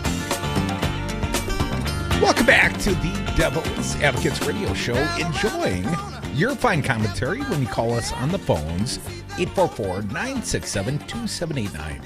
But you know, some people are shy, like Suzanne. Sent me an email. Hi, Crudy and Don. No, and it's an M. I like to embarrass him publicly, though, so I said it like you wrote it. First of all, I just want to say how grateful I am that I found your station, and especially your show. But I'm too shy to call in. That's too bad. But I just want to express my theory on the best strategy for Bernie. I think he needs to announce his VP pick prior to Michigan. Yes. And Suzanne hopes that it's Elizabeth Warren, as do I. I think it might be his last gasp at this point, Dom. The polling turning towards Biden. In just 9 days, a 24-point swing in the national polling. But it's still a state-by-state race. In Michigan, the big jewel of next Tuesday. And Dominic, a announcement of the endorsement and the vice presidential nomination of Elizabeth Warren next Monday would be a hell of a good thing, I think. Or Sunday. And then, or perhaps Tuesday, during the day, Dom, at, let's say, Bernie Sanders rally in Rockford, Illinois, which will be broadcast live right here on the Wisconsin Political Talk Network about 12:30 p.m. Central Time. At least one of the Devils will be there. But now that Illinois is a legal cannabis state, I think I can drag Dominic along as well. And we'll bring you with, and we'll play it out, and it will be great. And you will listen, and you will love us.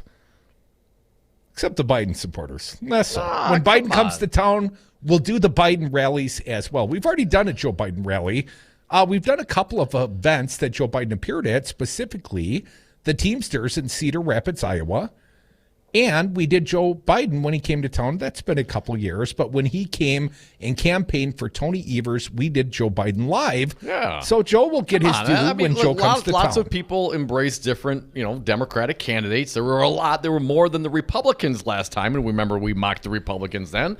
But, there's only 2 left now, right? There's only 2 going to be on that stage on the 15th. So, it's nothing personal. I mean, you like Joe or you like Bernie. I mean, that's what it comes down to now.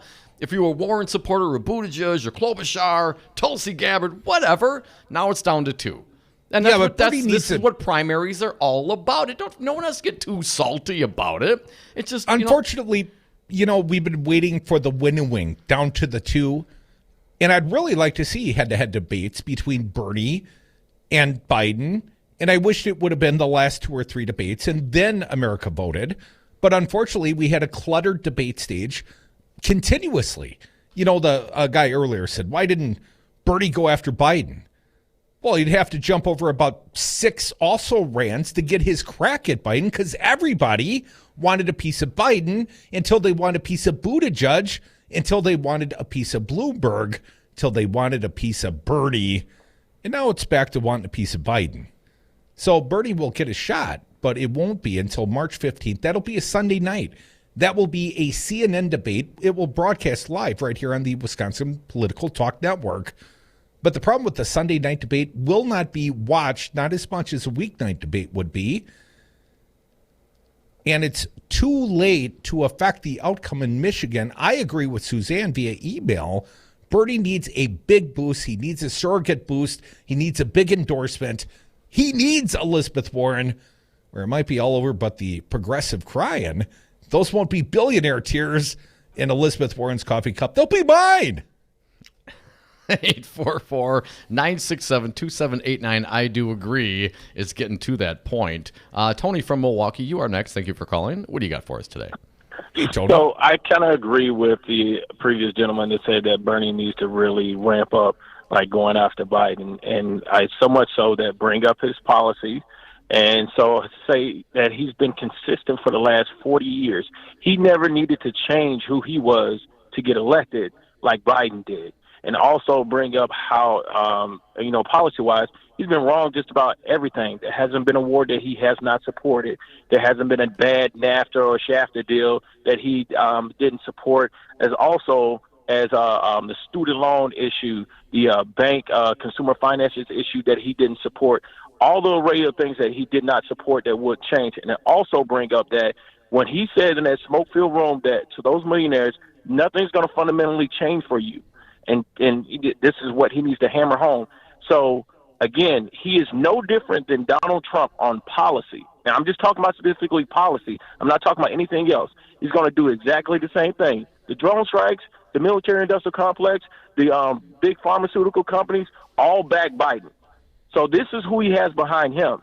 And then show them, like, look, I got working people behind me. That's who I have behind me. You have the establishment behind you. You got all these billionaire organizations. You got DARPA. You got Lockheed Martin. You have Goldman Sachs.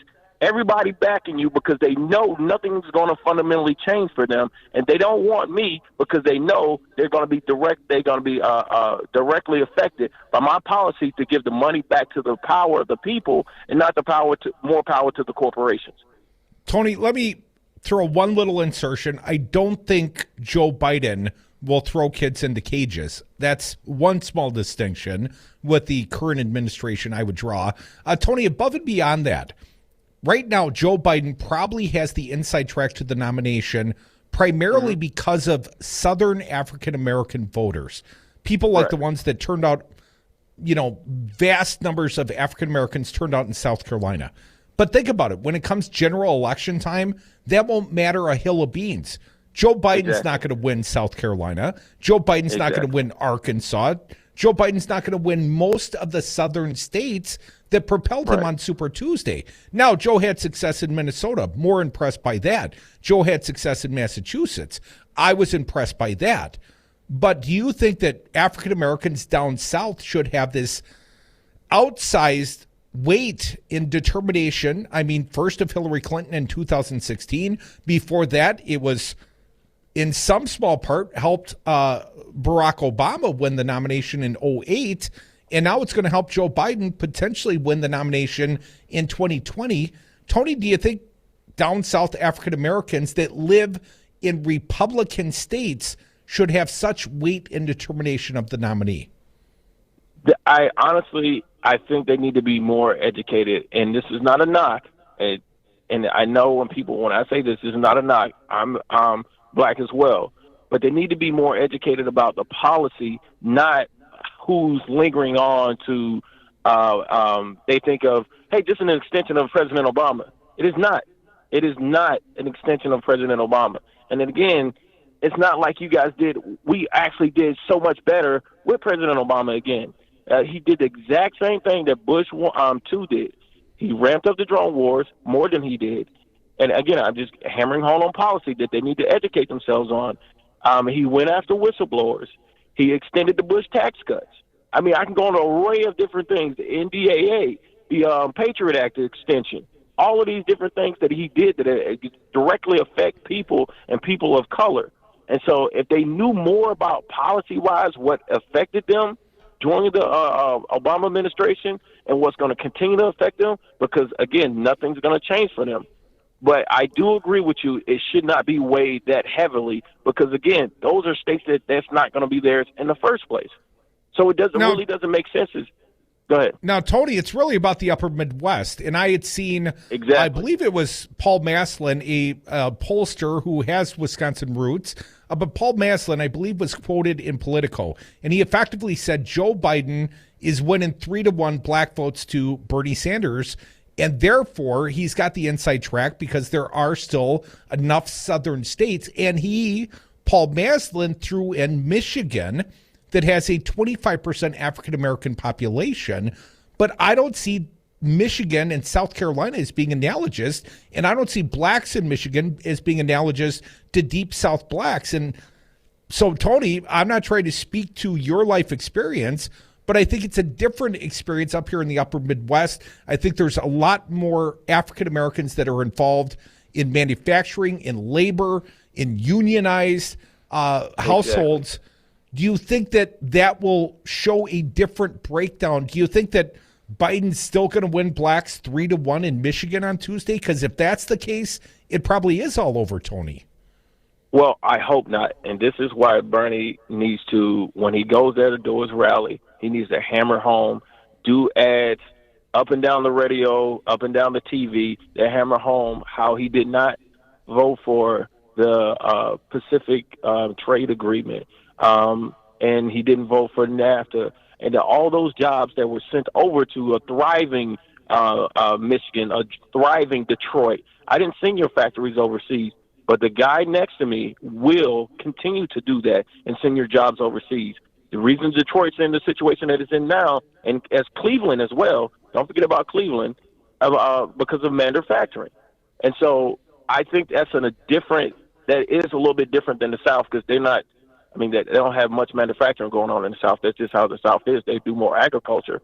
But when it comes to manufacturing, that's what I would hammer home with Bernie if he really wants to win Michigan in the upcoming Democratic election. Now, we know that James Clyburn apparently is the most powerful man in the South. He did a hell of a job with his endorsement. He may have cast the whole national election, perhaps, to Joe Biden. Rashida Tlaib is a big Bernie Sanders supporter. Rashida Tlaib is a congresswoman from Detroit. Bernie Sanders is going to be in Detroit tomorrow night doing a rally. Do you think she has similar juice in her home district? I know you're from Milwaukee, Tony, but do you think Tlaib can help drag Bernie to victory in Michigan this time again? I think he needs as much help as possible, especially with Rashida Tlaib being, in the midst of the fire. She needs to come out and hammer home like, this is the guy that's going to get it done. This is the guy that's going to make some change in this country. What about Warren? Do you think if Warren comes out and goes against Bernie Sanders, is it all over but the crying? And the flip side of that question, Tony, if Elizabeth Warren comes out, Bernie declares her the vice presidential nominee, Will that help turn the news cycle to the point it helps him recapture some of that momentum and gives him a chance, a fair fight on the debate stage a week from Sunday? I think it does, because the last poll that I seen, they said that 40% of Liz Warren do support Bernie as a second choice. So if she came out and said, hey, I'm putting my force behind Bernie, then that would be a massive boom for her supporters that I know that's in this state, as well as other states, and get that extra suburban woman vote as that he's lacking right now, or a highly college-educated women vote that he definitely needs. Yeah. So if she did come out and support him, that would be a massive boom. But I think what she's doing is playing it out to see what happens. And if Biden gets the nomination, then she was saying that, hey, look, let me be on this particular board, or let me be this part of your administration. So I don't. Tony, how about your friends in Milwaukee? Are people feeling the burn? Are they starting to rally around Biden? Are they paying attention yet? The Wisconsin primary, not for a month and 2 days. Right. More people are that I've known I can't tell you exactly what I did, but I know more people are Bernie supporters than they are Biden supporters. Tony, great call. Certainly appreciate your input today. You mentioned... I'm putting Tony down for CIA. You mentioned Joe Biden, and I pulled it up from June of last year, June of 2019, speaking to wealthy donors in New York. Quote, I mean, we may not want to demonize anyone who has made money. The truth of the matter is, you all know in your gut what has to be done. We can disagree in the margins, but the truth of the matter is, it's all within our wheelhouse, and nobody has to be punished. No one's standard of living will change. Nothing would fundamentally change. Biden went on to say that the rich should not be blamed for income inequality, pleading to the donors, I need you very badly. Come back with us. More Devil's Advocates. More of your phone calls if you dial them up. 844-967-2789.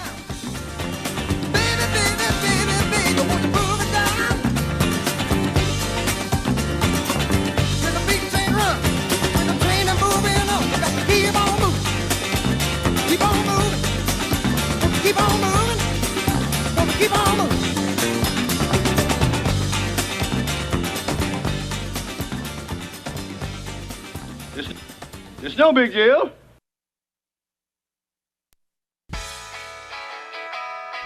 Beating Donald Trump is my life's mission. Winning Wisconsin is the key. We built a progressive Wisconsin talk radio network to do just that. Now I need your help. I need money to complete the mission. Beat Donald Trump. Support progressive radio. Give now at GoFundMe Resistance Radio Wisconsin, or find the Support the Station link on any of our websites. I can't do it alone. Thank you for your help. In a union, there is strength. Wisconsin has had a long history with the organized labor movement in America, fighting for stronger wages, affordable health care, and retirement security, the values of the middle class. You can be part of that experience. Let Teamsters 200 be your partner. Your voice matters. Call Teamsters Local 200 at 414-771-6363 or visit us at www.teamsterslocal200.com or on Facebook. Make a difference. Union yes. Milwaukee is a great city with a great history and great architecture. You can take in Milwaukee's history and architecture while you partake in the delicious Wisconsin craft beer at Regano's Roman Coin on historic Brady Street. The Roman Coin was originally a Pabst Tight House built by Frederick Pabst in 1890 to sell Pabst beer. It was even designed by the same architect who designed the Pabst Theater. Regano's Roman Coin, Milwaukee's historic, pet-friendly, cash-only, order-in classic corner tavern. When it comes to politics, Wisconsin's Political Talk Network takes you there, live, to the debate stage, to the convention floor, to the rallies, to the marches, to the halls of Congress. Hear history as it happens, live on the radio. Mandatory listening. Wisconsin's Political Talk Network, because politics matters.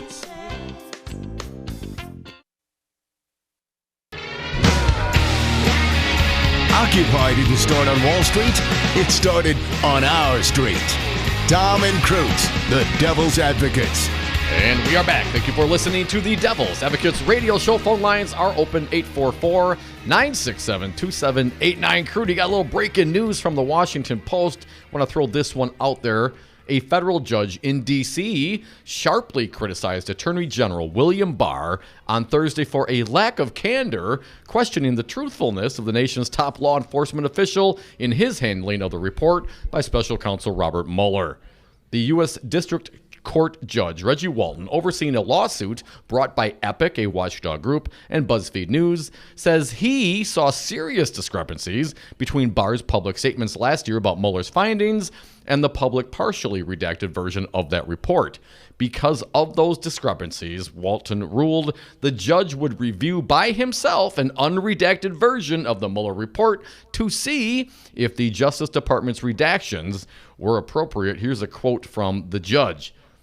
In the court's view, Attorney General Barr's representation that the Mueller report would be, quote, subject only to those redactions required by law or by compelling law enforcement, national security, or personal privacy interests cannot be credited without the court's independent verification in light of Attorney General Barr's conduct and misleading public statements about the findings in the Mueller report. That's kind of a bitch slapping for the Attorney General of the United States from a federal judge. Dominic, we're going to get back to the phones in just a moment. 844-967-2789. I didn't tell you, I'm working again this Saturday because I didn't get enough work in this week. I am doing some more public speaking of the greatest, super funnest kind. I'm emceeing a comedy show. In fact, I am emceeing 2 comedy shows on Saturday. And I've got tickets to give away to our fine audience, to both an afternoon matinee and also an evening show. And the event, no, we're not selling tickets. It's already sold out. The headliner, other than yours truly, Charlie Barron's, the Manitowoc Minute, the keeper moving guy. He's very funny. He is quite popular locally.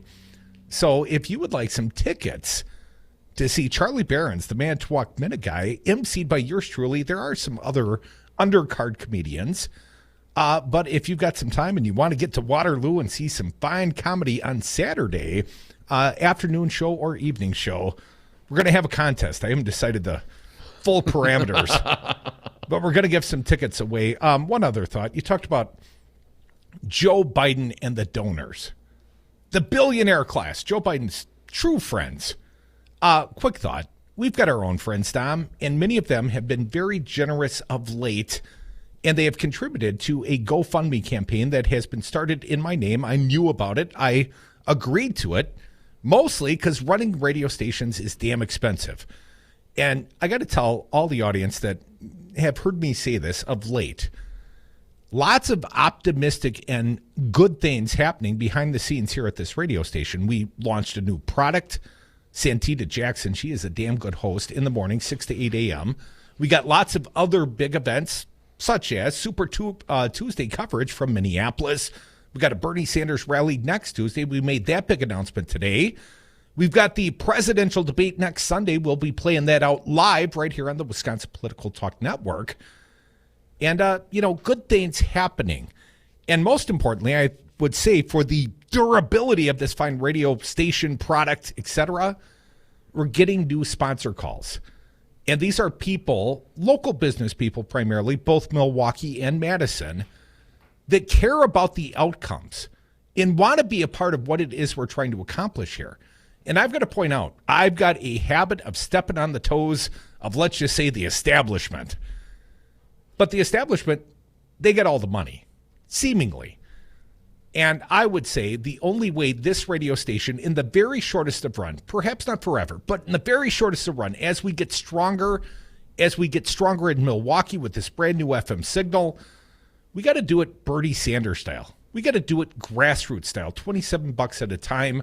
So if you can, please help us make this strong, make it a durable platform. And speaking of grassroots, man, we're going to play out the 21st, the Wisconsin Grassroots Network. We're going to be there for the 3rd or 4th straight year broadcasting live from the grassroots in Wisconsin Heights, Wisconsin. If you know of another radio station that squeezes more out of their little team like we do. I mean, man, our guys work hard. We're bringing you relevant radio, and we need your help. Perhaps not forever, but for now, please consider giving.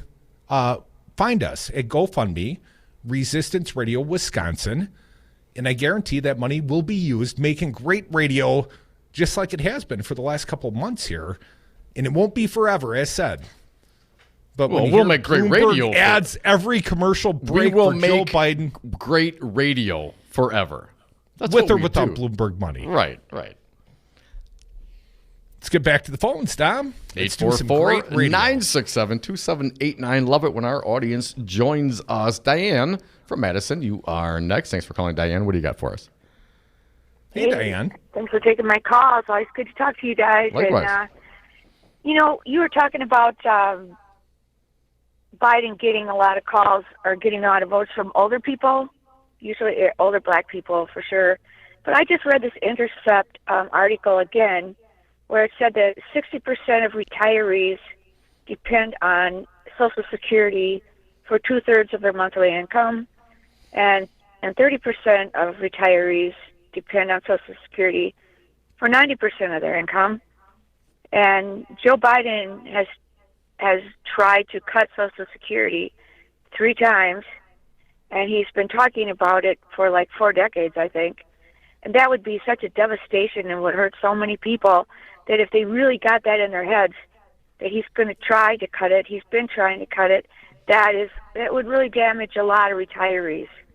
And I know that Bernie started talking about it, but I think you really got to hammer it home. And I feel sorry for Joe because I really do think he's got dementia, and it's going to be hard to hit him hard. But I think we just have to do that. I hate to use those sort of cast those aspersions. I don't think Joe has dementia. I think we note more clearly. I don't even like when people, diagnose Donald Trump from afar. I hate to allow people to diagnose mental illness or incapacity. I mean, just say the guy can't express a thought as clearly, and he has avocations for things like at least capping Social Security, at least not allowing cost of living increases and things of that nature. I don't know that Joe would cut it per se, but he wouldn't allow it to continue to expand. And we've talked about this fact, Dom. There are a lot of older adults that have Medicare, that have Social Security, have the benefit of, let's say, socialism. Because that's effectively what the New Deal was. It was socialism for the people. And they got theirs, but they don't want it for the young people. And the young people that support Bernie Sanders, so many of them, they want the government to make their lives better.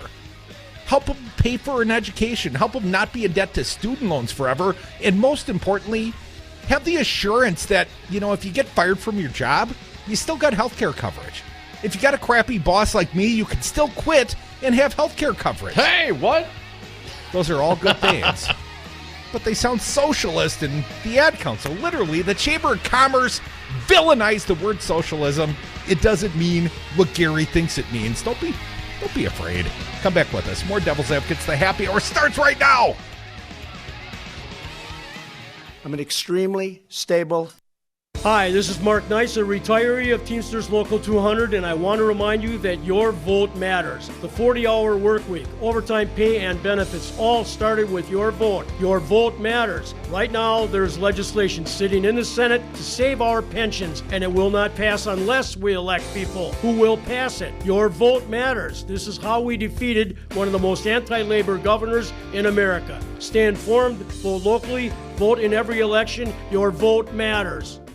Hello, Wisconsin. Join me, Ken Harwood, every Saturday morning from 10 a.m. until noon for my show, Development Matters. From job creation to environmental sustainability and everything in between, join me and my guests in discussing the realities surrounding development, jobs, and growth in Wisconsin each week. These are tough discussions, but we're going to seek real solutions for development in Wisconsin. Tune in every Saturday for Development Matters from 10 a.m. until noon on Talk 1017, Wisconsin's political talk network. You are listening to WRRD Waukesha and W269DL Milwaukee, always streaming at Talk1017FM.com. Coronavirus by the numbers, campaign over. I'm Barbara Cusack. 17 states now have cases of coronavirus, with infections totaling 200 with 12 deaths. Vice President Mike Pence says federal officials want to make sure Americans have access to testing, but he admitted, we don't have enough tests today to meet what we anticipate will be the demand going forward. In an interview with Sean Hannity on Fox News, President Trump weighed in on the World Health Organization's global death rate for the coronavirus, known as COVID-19. I think the 3.4% is really a false number. Now, this is just my hunch. But based on a lot of conversations with a lot of people that do this, because a lot of people will have this, and it's very mild. Personally, I would say the number is way under 1%. Before a cruise ship anchored off the San Francisco coast will be allowed anywhere near the port, about 100 passengers on board that vessel will have to be tested for coronavirus. Test kits are being flown out to the ship via Coast Guard helicopter. The Grand Princess is sort of ocean quarantined because a man who died from coronavirus in Northern California was recently on board that ship, and now some crew members and passengers are showing flu-like symptoms. I'm Jim Roop. Stocks slumped, with the Dow off about 3.6% as coronavirus fears again rattled the market. The Dow dropping 970 points, wiping out most of its surge the day before. Elizabeth Warren ended her presidential campaign following a poor Super Tuesday showing. One of the hardest parts of this is all those big promises and all those little girls who are going to have to wait 4 more years. That's going to be hard. Warren has not decided whether she will back Joe Biden or Bernie Sanders' candidacy. I'm Barbara Cusack. More power, more fight, the most heart. Gingras, Thompson & Walks is more than a law firm. We're family. We believe in doing our best to help people in need and right the wrong that's occurred. For more than 35 years, we've helped thousands of clients across the state of Wisconsin get the justice they deserve. Our proven track record of success isn't based solely on our knowledge of the judicial system. Rather, we make it our priority to get to know our clients and their cases so we can best represent them. Gingras, Thompson & Walks. Find us online at gtwlawyers.com. MaxInc Radio, this is Rocker. Hey, Jimmy. What? I don't care if they have witnesses. You tell that crispy curdy guy to, hey, Jimmy, I got to take this call. It's William Shatner. He's a really big fan. Hey, William, unplug from the politics with MaxInc Radio, Saturday and Sundays, 6 to 9 p.m. on 92.7 FM Madison, 101.7 FM Milwaukee, and streaming online at maxincradio.com. An Alabama man is scheduled to be executed by lethal injection this evening for his role in the 2004 killing of 3 police officers. Correspondent Martin Savage says attorneys and activists claim he's an innocent man. His legal team says that what they would really like to see is that if the governor were just simply to pause the execution, to allow a thorough investigation by a fully vetted legal team that has dealt with capital cases in the past. They say that is something that has never actually happened for Nathaniel Woods. Stephen Curry is scheduled to play following a more than 4-month absence with a broken hand as Golden State faces the Toronto Raptors tonight. The Warriors said that Curry has been medically cleared to play and would be in the lineup in a rematch of last year's NBA Finals won in 6 games by Toronto. The 2-time NBA MVP missed 58 games since falling on his left hand in late October against Phoenix. I'm Barbara Cusack. Milwaukee, tune in from 11 to 2 on Talk 101.7 FM for the Tom Hartman program. Join the show's conversation because our democracy is not a spectator sport. Listen live Monday through Friday right here on Talk 101.7 FM, Wisconsin's political talk network. Hey, hon, what you doing with your phone? Do flowers have best friends? I don't know. Hey, look. Whoa. Some answers can only be found in nature. Discover the unsearchable. Visit discovertheforest.org to find a trail near you. Brought to you by the United States Forest Service and the Ad Council. Listening to the Devil's Advocates may expose you to opposing views. U.S. Senator Ron Johnson joins us on the phone regarding our military influence. Aren't we selling arms right now to Saudi Arabia, and aren't they using, munitions that they have purchased from us in their war? And if we weren't doing that, because they've got plenty of money, they'll buy less precise munitions from other people, and the bloodshed would be worse. Well, the blood might be on someone else's hands then, Ron. Well, I'm going to talk to you about that, Ron.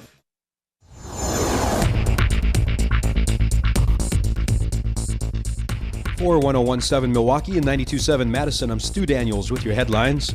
Wisconsin Governor Tony Evers yesterday announced that grants in the amount of $75 million will be given out to local communities for 152 transportation projects.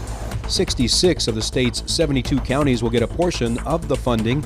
In Milwaukee County, the bus system will get $1 million, and a project on Santa Monica Boulevard will get $200,000. Dane County received 3 grants of $1 million each, and Washington County received 2 grants of $1 million. Forecast for Milwaukee and Madison tonight: clearing skies, high winds, lows in the upper 20s. Tomorrow, sunny and windy with highs in the upper 30s. You are tuned in to Wisconsin's Political Talk Network.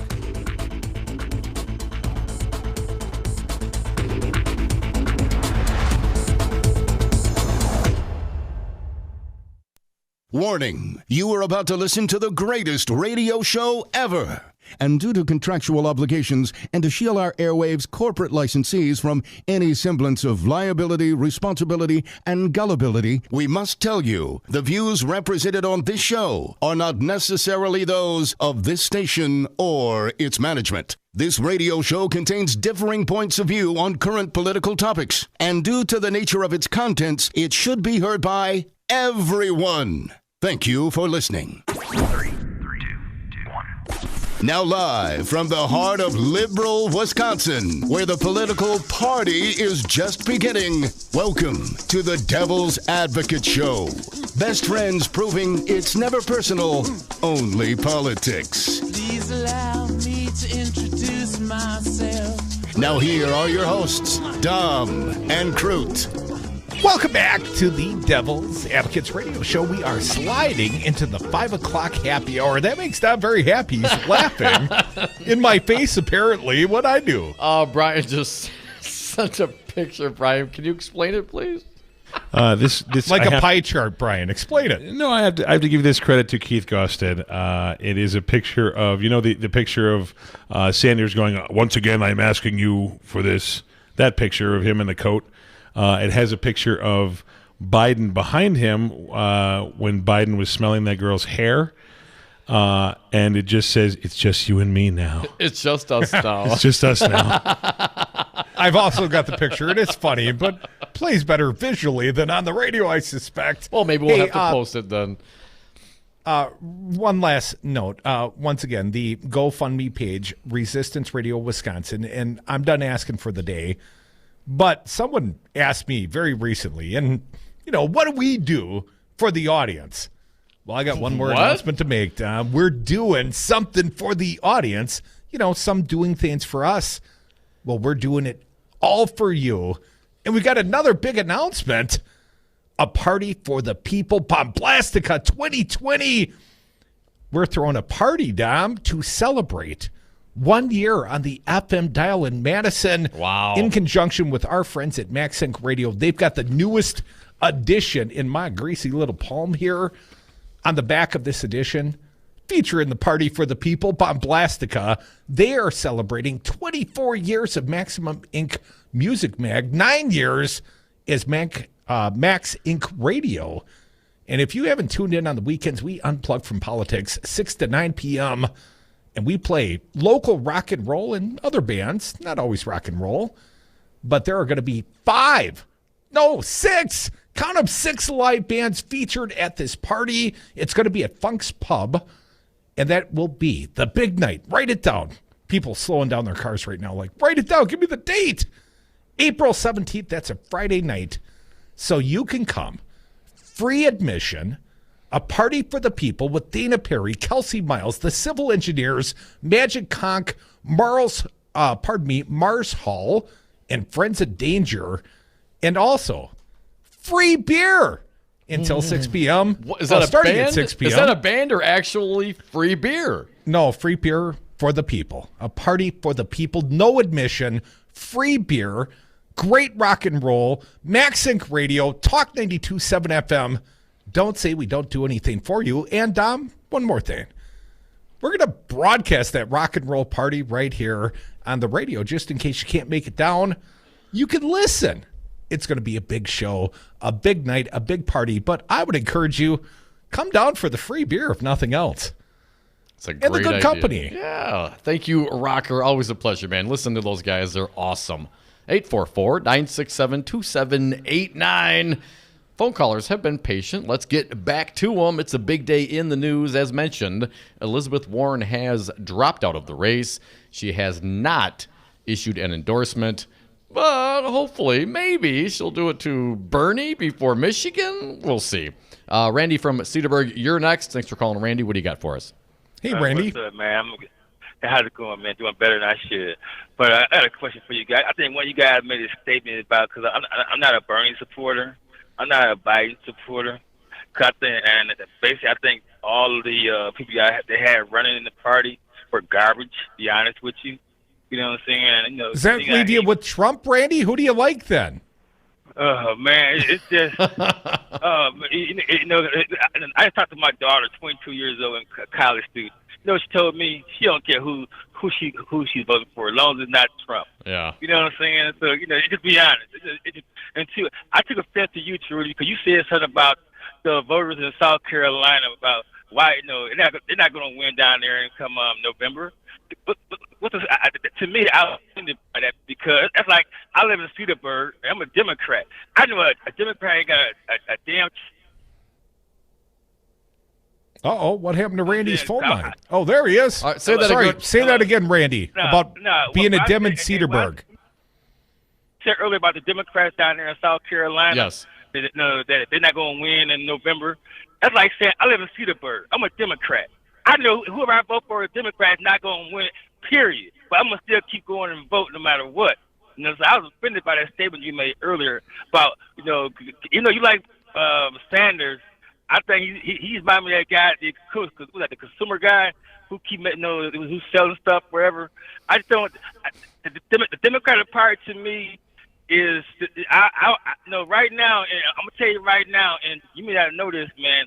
They're not reaching out to black people in big numbers. They're not doing the walking, the calling. And I was raised in Milwaukee.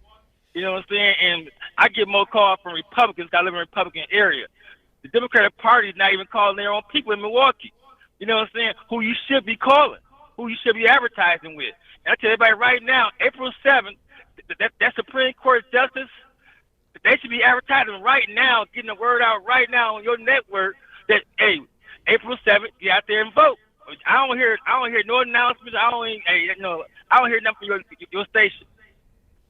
No, I agree with you, Randy. As the owner of that station, they should absolutely advertise on this fine station. And obviously, we have diverse listeners, and they don't all like Bernie, and they don't all like Biden, and they don't all like Trump, certainly.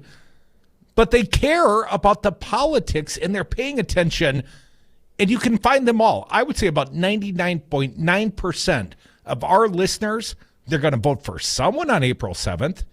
And if you'd like to perhaps convince them that you have the better candidate, why in the hell aren't you running ads on a political network that we built for you to utilize? The jukebox right here.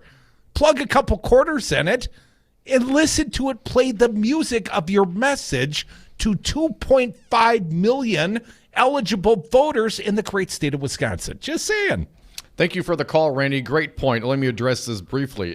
His point, Crudy, was that when we say, the South Carolina African-American No, I was chastised by Randy's point. It was well made, and I'm guilty. Point. I mean, I think he makes a good point when you compare it to being a Democrat in Cedarburg. I mean, that is a fair point, Randy, no doubt about it. But at the end of the day, they do end up having a greater influence being earlier in the primary season, and the fact that they're not going to go blue in November. So so the Democratic Party ultimately is shaped by a state that will not support them, that will not garner them votes, at least right now. Certainly things can change, but that's certainly how it looks right now. Well, I do feel chastened because it's not my goal to diminish African-American voters and their importance as a voting bloc to the Democratic Party. But when you look state by state, you got to look at the makeup, and you got to say, is this a red state or a blue state? Bernie Sanders won California. Now Joe Biden, presumably, if he's the nominee, is going to have to turn around and win California. And it's not like Trump's going to win it.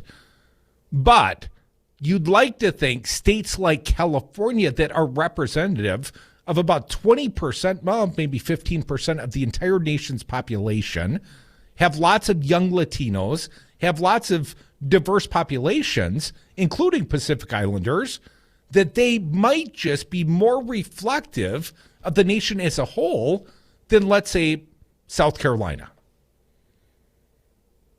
Fair enough.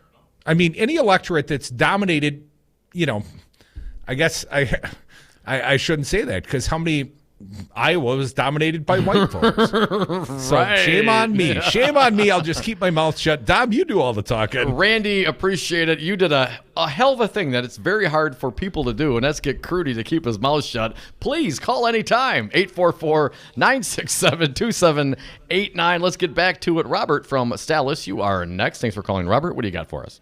Hey, Robert. I got a couple thoughts. Hey, guys. The first one is I think Bernie really needs to start going after Joe Biden and the other people in the establishment. There's way too many times where Bernie's saying, "Oh, Joe's a good guy." I'm sorry. I think he's getting terrible advice from his consultants.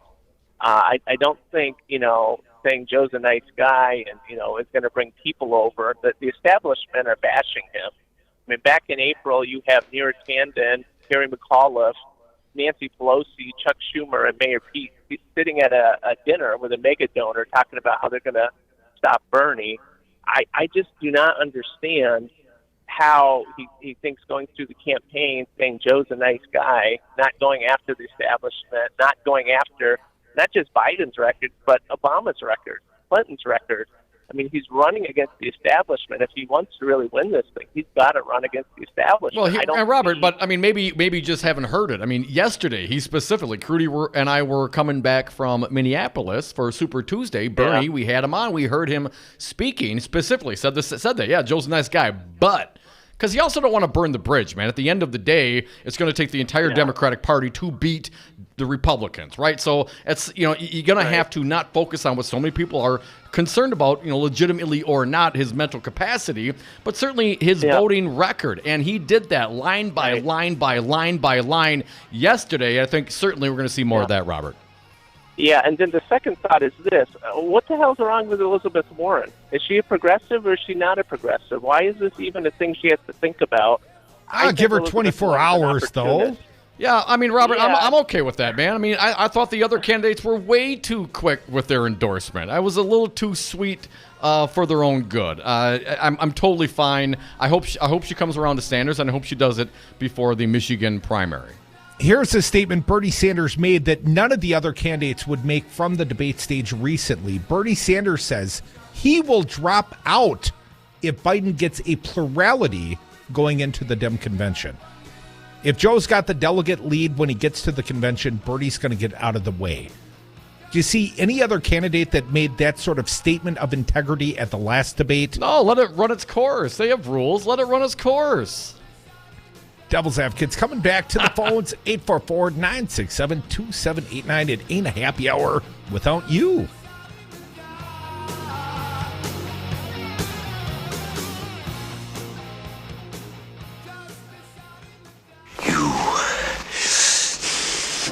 Are my number one guy. So thank you.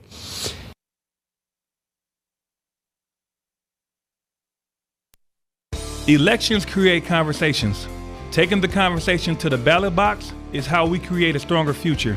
Hi, I'm Demetri McClain, a member of Teamsters Local 200, and Milwaukee is my hometown. And just like Waukesha, Oconomowoc, Madison, the middle class is the backbone of my hometown. The conversation to restore and strengthen it begins with us. Your vote matters.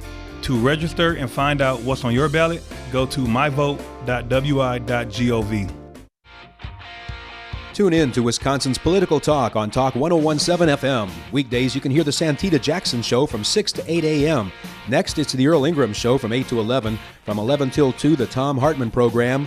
At 2 o'clock, it's Matt Flynn Direct. From 3 to 6, the Devil's Advocates. At 6, it's Busted Pencils, Brandy Grayson and Maggie Daun. And at 7, it's Democracy Now!, Wisconsin's political talk. Listen online at talk1017fm.com. This is Dom from the Devil's Advocates. You know, in the 7 years that Crudy and I have been doing the show, we have never had a more engaged, dialed in, and motivated audience, and we love them for it. Now is the time for you to reach the greatest audience ever. Call now, advertise with the Devil's Advocates and Real Resistance Radio. Market your products or services, get your message out, join the resistance. Call us at 414-635-0872. That's 414-635-0872, or go to realresistanceradio.com. Hi, everybody. My name is Santita Jackson. Please join me on my new morning drive show on Talk 1017 in Milwaukee and Talk 92.7 in Madison. This show is political. It's personal. It's about you, and you. It's about us. So let's get together weekdays at 6 a.m. Central on the Santita Jackson Show on Talk 1017 in Milwaukee and Talk 92.7 in Madison.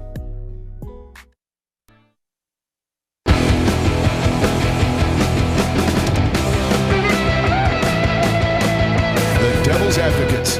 Sausage making never looks so good. And we are back. Thank you for listening to the Devil's Advocates radio show. You can dial us up at 844-967-2789. That's 844-96-PARTY. Let's get back to the phones. Kurt from Madison, you're next. Thanks for calling today, Kurt. What do you got for us? Hey, Kurt. Hi, guys. Boy, I hate to be the downer here, but my then don't, Debbie. warning arms are coming out. First of all, I have a sneaky suspicion that Warren isn't going to endorse anybody. I think she's just going to instruct people to go with who they think they should go with. Outside of that, I'm still very nervous that I'm seeing a repeat of a pseudo-Nader situation. I've watched all the debates, and I look at this, and I always ask myself, if Joe would have not gotten in the race, and the debates would have gone with those people, who would have been left standing at the end? And I would put Vegas money on it being Bernie and Liz Warren. But the media between Joe being on stage, sucking the life out of everything, and the media downplaying her and pretending she doesn't exist, I think has really screwed us, our chances of beating Trump. I just see another ugly repeat of history because the Democrats failed to learn how to organize so that they're situating themselves as a team that, as people fall off, that we're viable at beating this. Yeah, but Kurt, Democrats have obviously a disparate idea, different ideas of how this country, their vision for this country, right? I mean, that's why there's a primary. No, I don't disagree with you on that, but at some point you have to stop repeating the past over and over again. If the Democrats want to start taking charge and winning at things, then they're going to have to start, creating a playbook, like the Republicans have created a playbook. This is why the Republicans have been so effective at getting away with what they've gotten away with. We just keep on coalescing in our little groups. We have our little tiffs and fights amongst each other, and we pray to God and we cross our fingers that we're going to all come together and assemble. We're all going to get out there and do the right thing and make sure that we squash this mess. But I just don't see that happening. Tony pointed out a lot of excellent examples of the deficiencies in this situation. I'm just seeing history. I'm 59. Yeah. I'm seeing history repeat itself again. Which year? It's just... Because I think it's 2016, and I think eventually, no matter who the nominee is, there is so much disdain for Trump, I think the troops will rally. I think the difference is, Kurt, the centrist, and I think we have once again put a centrist front and center. And currently the centrist has a narrow lead, but if African Americans overwhelmingly vote for Joe Biden, he's going to take the win, much like Hillary Clinton took the win, and we're going to run another centrist against Trump. Now, I think there's a lot more Republican never-Trumpers that find Joe Biden to be palatable, But I don't know if you're going to see many 25 and unders at the ballot box pulling the lever for Joe. I hope I'm dead wrong. I really do. I hope I'm just totally wrong. But my guts are telling me otherwise. Yeah, I usually don't have to hope so hard to be dead wrong, Kurt. Thanks for the just call, comes man. natural. Well, but it's fair. Again, change comes hard for lots of people, and you have is the youth going to rise up and take control of their own destiny? And if they do so, it's not going to be power will not be given up easily. Once you stand up, you're going to have to fight for it. That's the whole point. It's not we stand up every 4 years or every 2 years. It is a continual thing. Civic engagement, it never ends because there always are forces pushing the other way. But that's where Bernie seemingly gets screwed, because there's not so many young kids that go and vote in a presidential preference primary. I mean, I think young kids, given the right incentive, the right candidate, they're going to show up this fall, but they're not showing up in sufficient numbers, not for Bernie to overcome the establishment. And I consider the establishment to have turned on what was the front runner about 8-9 days ago. And perhaps we're announcing the death knell now of his candidacy if he doesn't win Michigan. And to do that, he may need something extreme like the announcement of a Elizabeth Warren endorsement. And I'm just not clear if he's going to get that. 844-967-2789. Call or text. You could text in like Kevin from Wind Lake. He suggests that Warren should endorse Sanders because that will help her if she runs the next time. However, he fears that she will do like she did last time and only endorse after the die has been cast. Good point, Kevin. Thank you for the text. 844-967-2789. Tony from Portland. You're up, Tony. Thanks for calling, man. What do you got? Hey, I got a suggestion for Kurt right off the bat. The way to organize this is you go to your friends that are on the fence between Trump and whoever. You show them a picture of Trump, and then you show them a picture of anything else. And if they go to Trump, conversion therapy is what I recommend. Immediate conversion therapy. And what does conversion therapy look like? Shocks? I guess you got to ask Pence all about that. Man. He's the expert. You know. No, but I'm bummed about Warren. She was my girl, and I think that Biden Abrams is a slam dunk, an absolute slam dunk. And I don't even know why he should be in her front porch, just kissing her feet like Howard did to Robin, in Private Parts, just going, please, please. I can't do it without you. I'll only do one term. All right, Tony from Portland. Thanks for your call, man. Thanks for your listenership as always. Now we're going to have a fine guest joining us in the Brady Street studio soon. Maggie Daun, Dawn of the Resistance. She's going to get an early start, help us digest the news cycle. But in the meantime, make sure you keep holding or dial them up, 844-967-2789. More Devil's Advocates, the happy hour. It continues.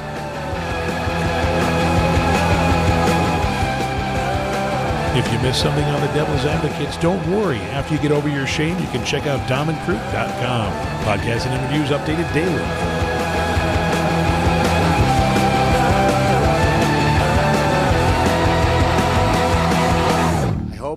I hope. You know what that means, right? Rebellions are built on her. Hi, I'm Kelly, and my family owns Madison Liquidators. Have you ever shopped for office furniture and been completely blown away by the prices? So have I. In Madison, your choices end up being big box stores with inexpensive pieces that fall apart when you look at them the wrong way, or high-end interior design quality furniture that costs as much as a car. That is why my family and I set out to start an office furniture store with a different philosophy and 3 main goals.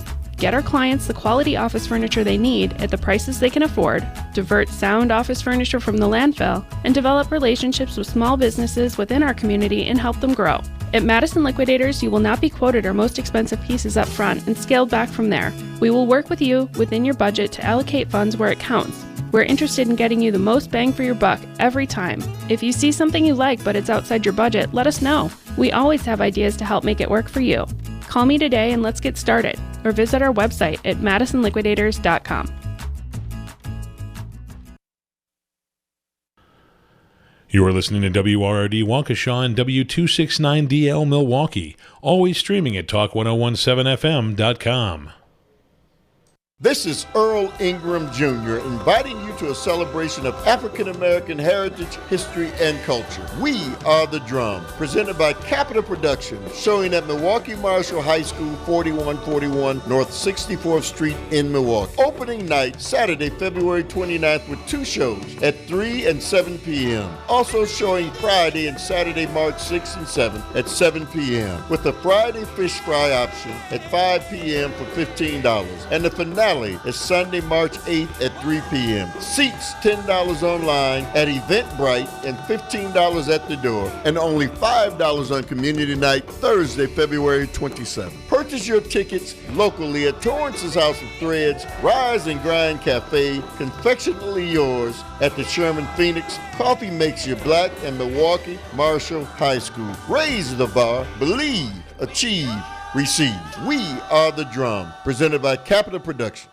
Hi, this is Mark Nice, a retiree of Teamsters Local 200, and I want to remind you that your vote matters. The 40-hour work week, overtime pay, and benefits all started with your vote. Your vote matters. Right now, there's legislation sitting in the Senate to save our pensions, and it will not pass unless we elect people who will pass it. Your vote matters. This is how we defeated one of the most anti-labor governors in America. Stay informed, vote locally, vote in every election. Your vote matters. Dave from Community PC here. One thing I hear from our clients again and again is we excel at helping seniors. We understand their unique needs and concerns. We're the trusted local choice for remote computer maintenance in Wisconsin and on-site computer service in Dane and Rock counties. We're offering listeners of 101.7 FM a 25% discount on routine maintenance packages when you let us know they sent you. Find us at commpc.com to learn more. Community PC, we know what makes computers happy.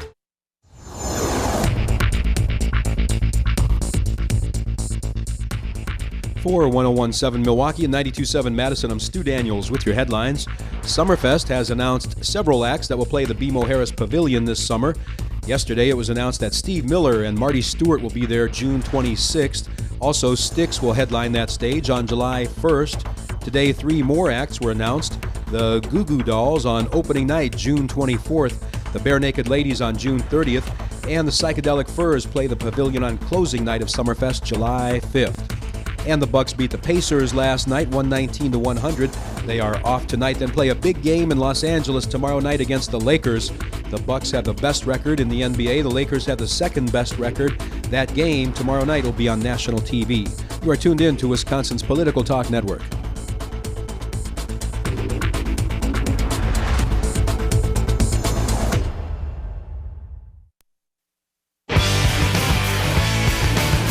The Devil's Advocates, so relevant they have one foot in tomorrow. Welcome back to the Devil's Advocates Radio Show. A big day indeed. We've announced the Bomblastica 2020, a party for the people, April 17th at Funk's Pub in Madison. And you are cordially invited. Free admission, free beer, and lots of live bands. We are celebrating 1 year as an FM radio entity in Madison at that time. And also, Dominic, happy to announce a special event broadcast next Tuesday. Bernie Sanders, Rockford, Illinois. We will broadcast it live. That is the same day that Michigan votes. A very important day for Bernie Sanders. We'll see how it goes. But back to the phones, 844-967-2789. A few new faces and names. Billy from Poynette. Welcome, Billy. Hello.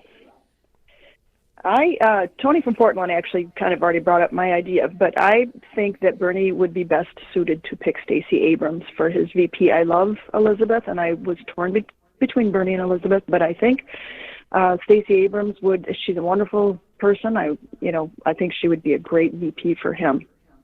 But Billy, is it possible if he doesn't choose and she doesn't accept, if he doesn't choose Elizabeth Warren, he's never going to get around to choosing Stacey Abrams because he's not going to win the nomination? I think that if he just did it right now and got Stacey in, I think that it would be best for him. I don't think that not choosing Elizabeth is going to be hard for him. I don't think that's going to take voters away, especially if he were to bring in Stacey. I think that would be a benefit. And I think she's a big name for his ticket. I think that it would help him in Michigan. Well, Billy, I don't disagree with you. Stacey Abrams, a very impressive politician, an up-and-comer.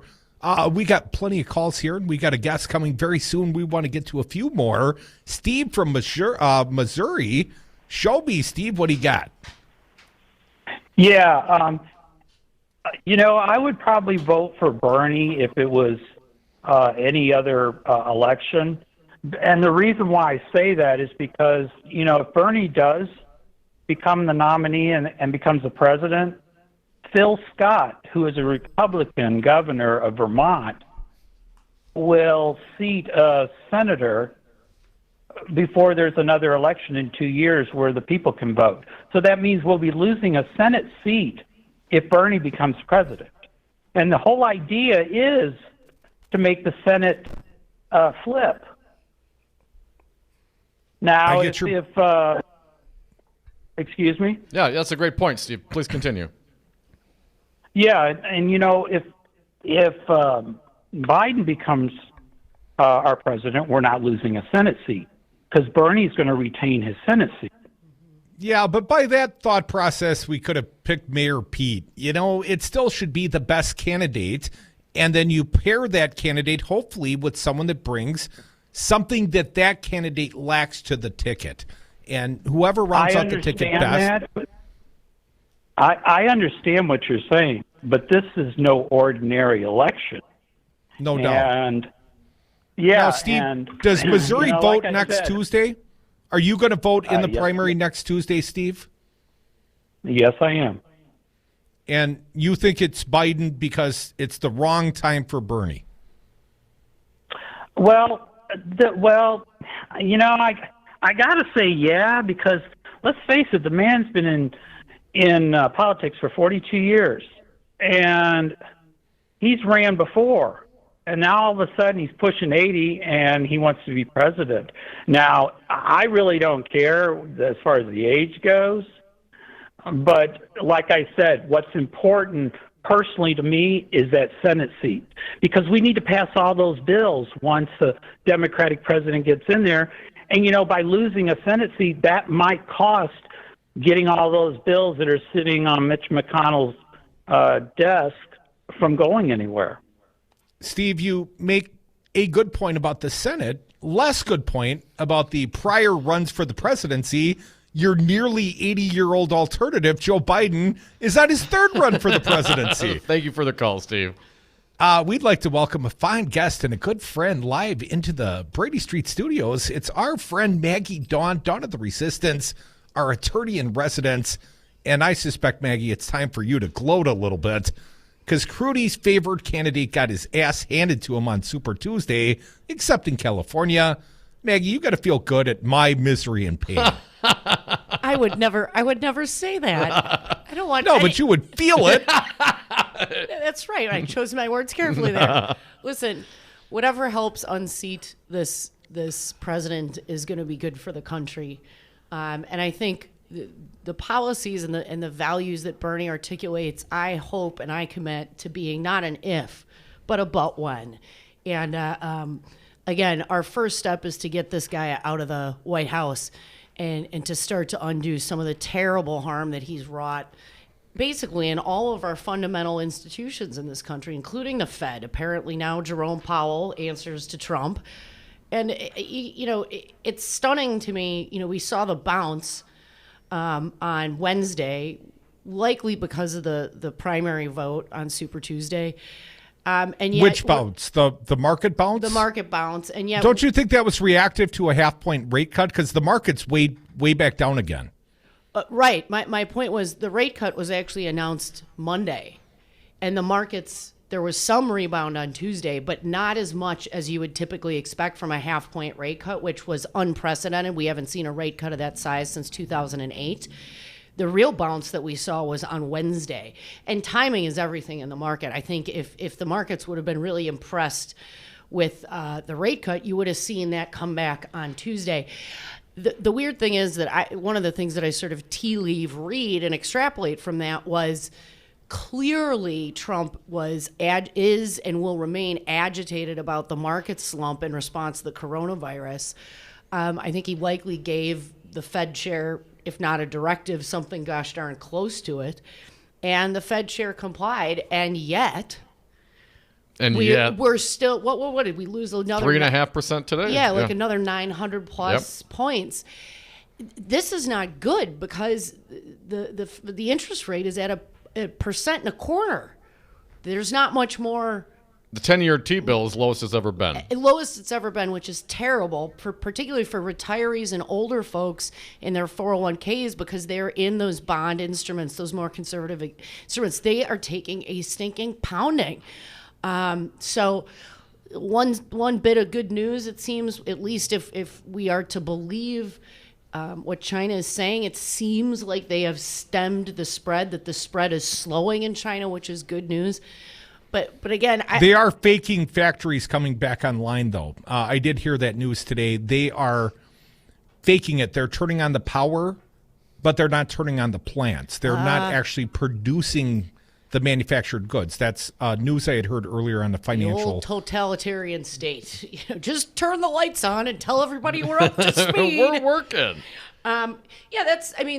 Manufacturing and retail they're just going to lose a whole bunch of business if employees can't show up, right? And if people aren't buying things, it's just. But Maggie, I'm not clear on your assertion. Is your assertion then that the 0.5-point rate cut almost no effect on the markets? Correct. But then Joe Biden wins on Super Tuesday, and we saw nearly a record bounce in the marketplace. Is that Wall Street's reaction to the strength of Biden's candidacy? Because Wall Street and the billionaires that reside there, they all love them some Joe Biden. Well, I wouldn't extrapolate it the way that you are. I think it is the market's reaction to what is someone who is not going to continue the 3.5 years that we've seen of revolution, whether it's revolution on the right or the left. Markets like stability and they like predictability, and I think they feel like they know what they're getting. They like profits more than anything, though. Well, of course. And listen, we can. The rise in the markets was led by the healthcare sector after Joe Biden won on Super Tuesday. The health insurers, they love them some Joe Biden. They don't love them some Bernie Sanders. No kidding. And I mean. But then what about today? I mean, do they realize, they think Bernie's strong today, or are there other indices? I mean, you can't put any one thing on it. Right. I think when you see bounces that are as clear as what we saw on Wednesday and then this reversion back into a downward slump, that's pretty clearly cause and effect. And we can make all kinds of inferences from the markets responding positively from Joe Biden having a very good Super Tuesday. But what's the inference for the decline today? I think it's continued uncertainty about fundamentally the election outcome, as well as continued concerns about the coronavirus. Every day, you have to understand that markets tend to move in packs and trends, and it's sort of, it's like groupthink.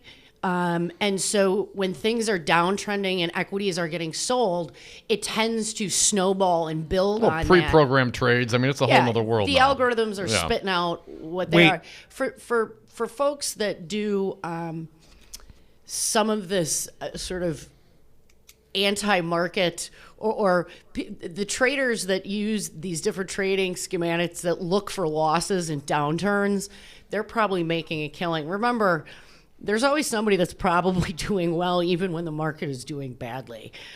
So it'll be interesting to see.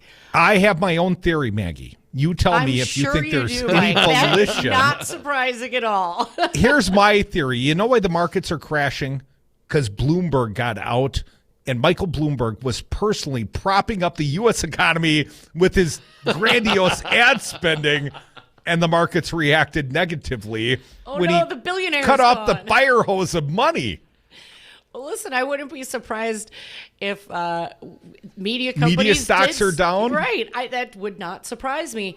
But look, they're looking at probably at least $1 billion spend in ads from the Trump campaign and probably a similar amount from whomever the ultimate nominee from the Democratic Party is. Listen, the businesses that win in the way that we have monetized and capitalized our electoral process are media companies, punditry. Oh, wait. That's us. That's us. We're not in it for the money. We're just in it for all the glory. But seriously, it's the consultants, it's the wonks, it's K Street, it's lobbyists. Those are the people that do well if we are now looking at elections that are billion-dollar propositions. Not to mention the $1 billion plus that's been spent in the Dem primary once all is said and done.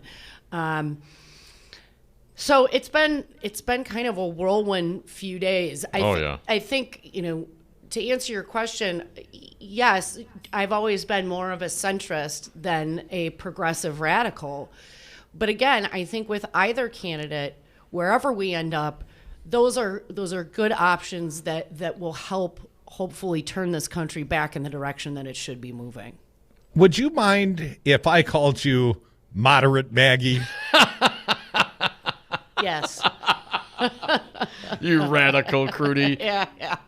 Folks, you are listening to the Devil's Advocates Radio Show. Got a good friend live in studio. She is attorney Maggie Daun, and she has her own show that follows this fine product. Dawn of the Resistance, you're going to want to stick around. Just don't call her Moderate Maggie.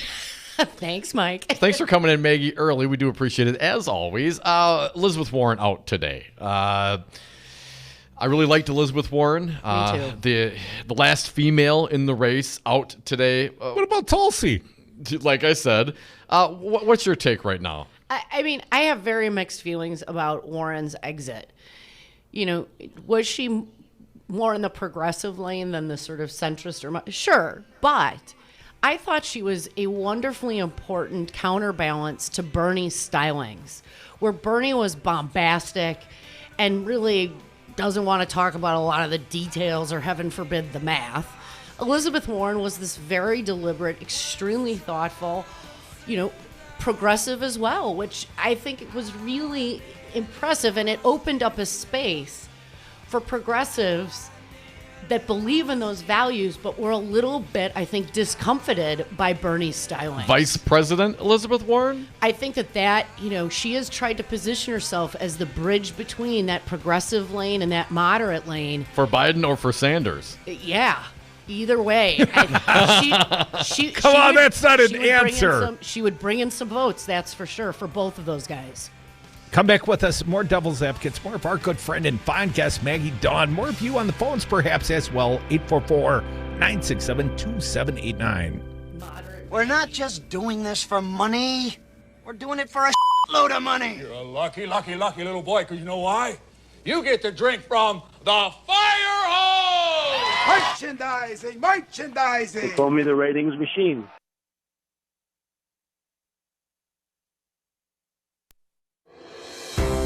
Young Workers Committee of Milwaukee Area Labor Council and the American Federation of Teachers Local 212 presents Lessons from Chicago's Teachers Strike, Organizing to Win. Teachers Union activists Sarah Chambers and Paula Baraja will share their experiences as leaders in Chicago's Teachers Union, organizing a national public sector strike to defend public education and revive labor militancy. Come join them Saturday, March 14th, 12 p.m. at the MATC Downtown Campus, room S120. Elections create conversations. Taking the conversation to the ballot box is how we create a stronger future. Hi, I'm Demetri McClain, a member of Teamsters Local 200, and Milwaukee is my hometown. And just like Waukesha, Oconomowoc, Madison, the middle class is the backbone of my hometown. The conversation to restore and strengthen it begins with us. Your vote matters. To register and find out what's on your ballot, go to myvote.wi.gov.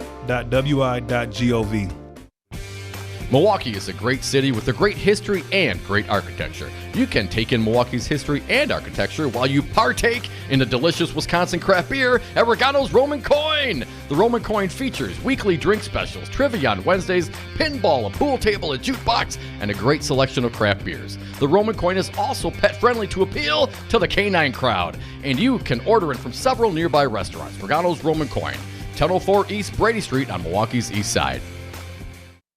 From kitchens to bathrooms, granite countertops elevate your home from ordinary to extraordinary. Habo Granite & Stone is your local option for luxury countertops at affordable prices. They offer quality service that can be trusted and provide quick installation with no huge lead times. If you have been thinking about upgrading your home with granite countertops, now is the time to contact our team at Habo Granite & Stone. Find us at habogranite.com.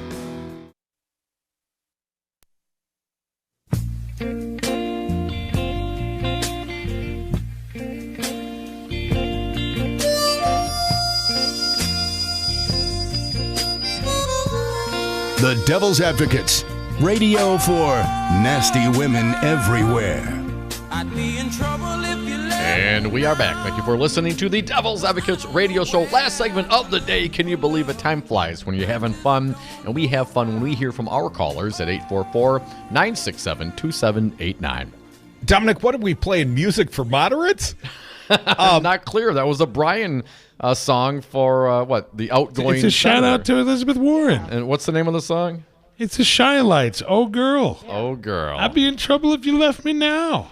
Maggie Daun, we'd be in trouble if you left right now because we appreciate your company. Our fine guest, Maggie Daun, Dawn of the Resistance. She'll go live. She'll do it sans Devil's Advocates here in a few minutes.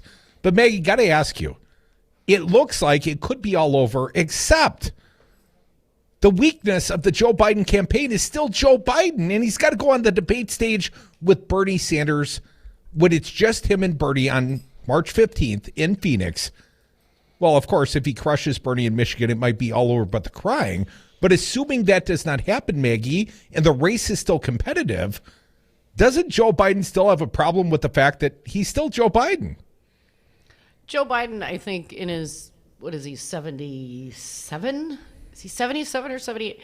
Listen, this guy's going to be a gaffe machine. It's just going to happen.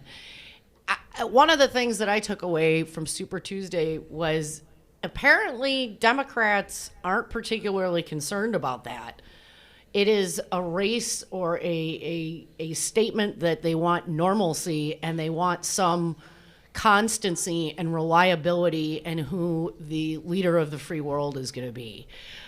So, you know, different pundits have different opinions about the impacts of debates, but I think the choices are going to be pretty clear. I think people understand that, you know, both Joe Biden and Bernie Sanders represent sort of a different approach to similar values.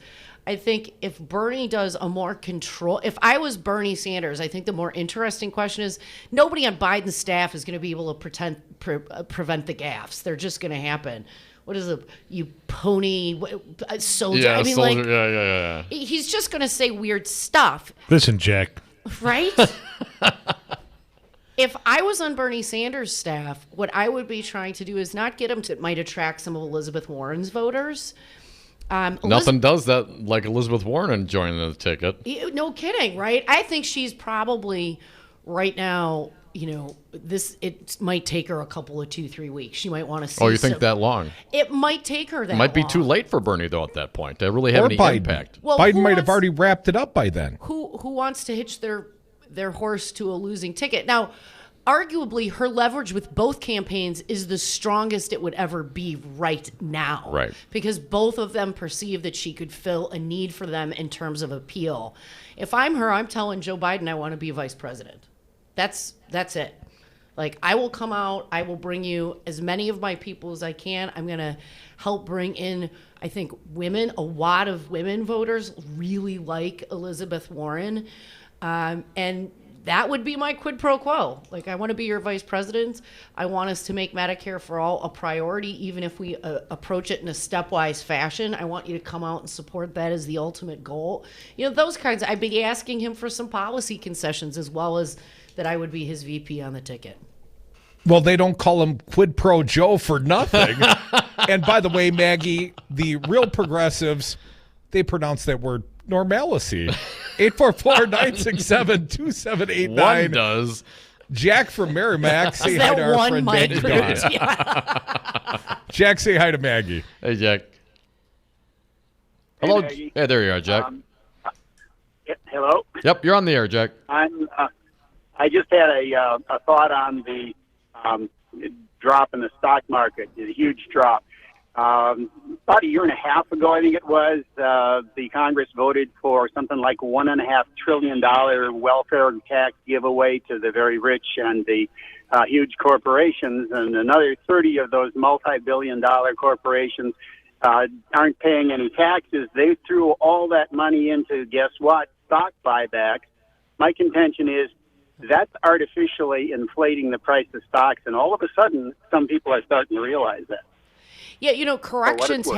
Corrections happen. I couldn't agree with you more, Jack, in terms of what that tax subsidy to extremely wealthy businesses and wealthy individuals did, which was nothing for the middle class, and it made the rich richer through stock buybacks and premiums, things like that.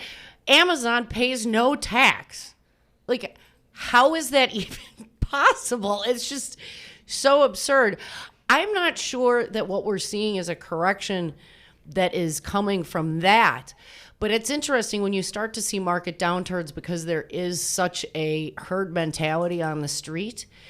It can actually produce sort of what they call like doubling effects with other corrections that the market just hadn't yet started to price into stock prices. So I think part of the reason that the slump has been so extreme is not only worldwide panic, but also some of the artificial inflation of some of the capex that you're seeing across the marketplace, given the Trump tax cuts. Yeah, they took all that money and instead of investing in machinery and in employees, People, they did stock buybacks, inflated their own stock prices in the market, making them more valuable, at least on paper. And then you see these kinds of corrections that can have a real negative impact. Thank you for the call, Jack.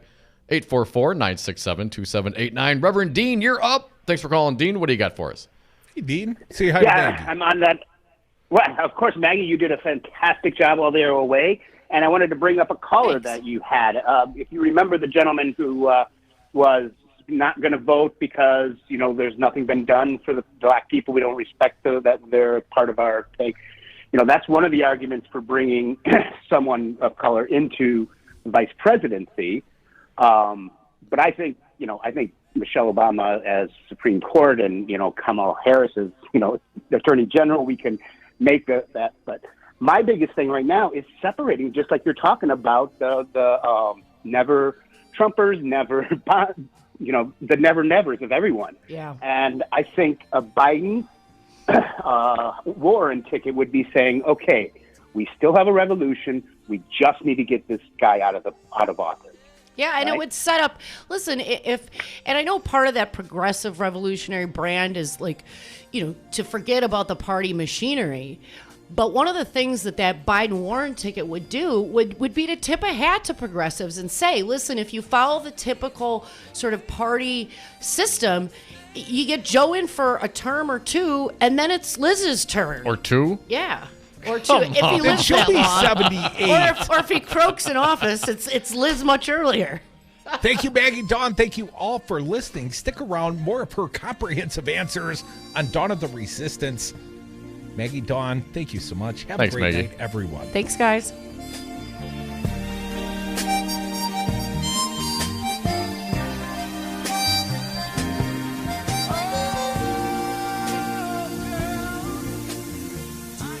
When I say make America great again, it could never be done without you. Great people. People against goodness and normalcy. Freedom. Beating Donald Trump is my life's mission. Winning Wisconsin is the key.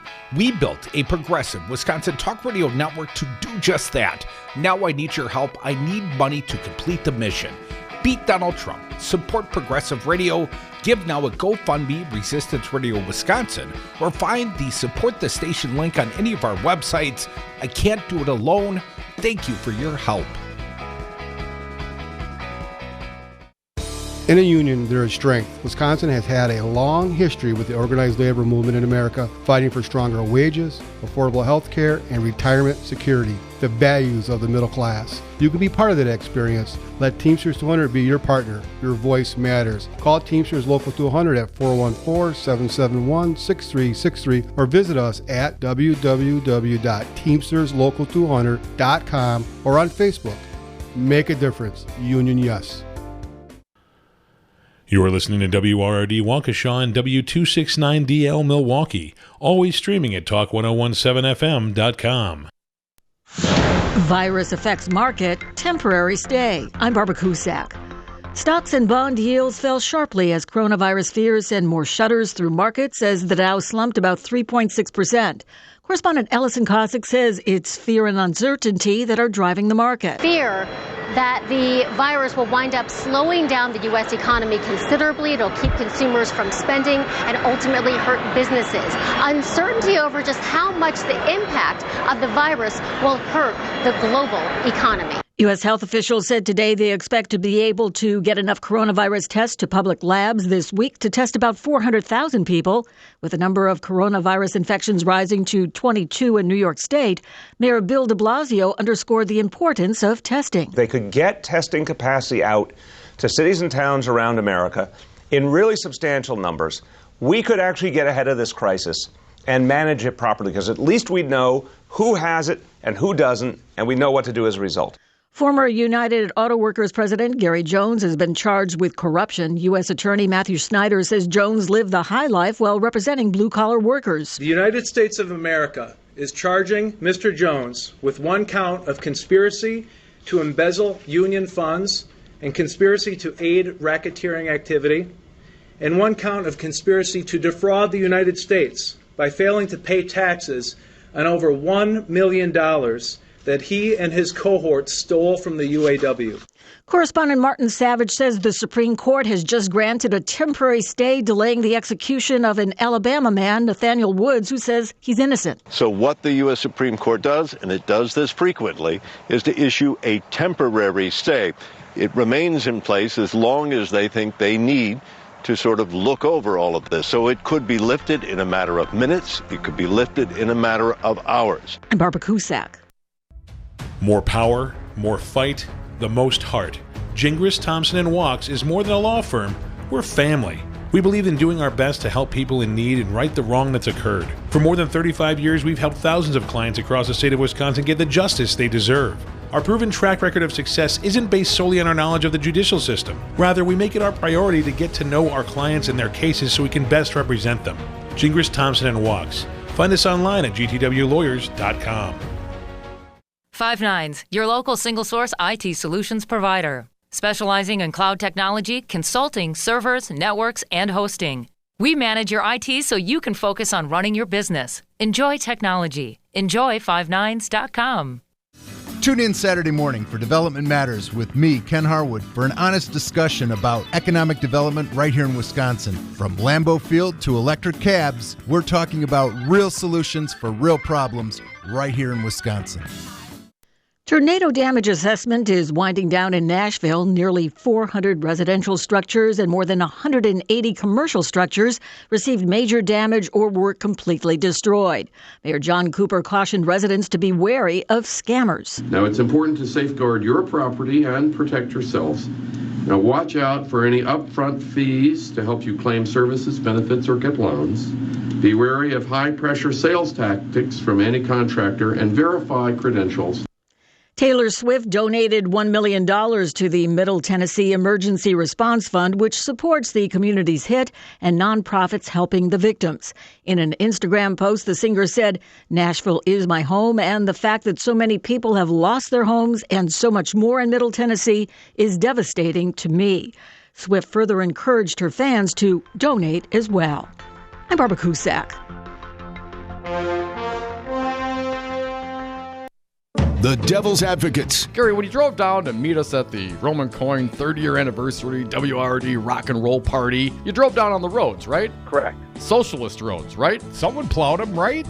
You got a problem with roads, Gary? That sounds like a socialist giggle. You got a problem with Gary? the fire department, with parks, Gary, with sewer systems? Wait, that's socialism, Gary. Tell me you have a problem with that. I don't mind paying taxes to have things done. That's not a problem. I am a capitalist. I don't want to have my insurance taken from me. I just had an operation. I had 3 hernias. Within 2 days from the time I went to the doctor, I had my surgery.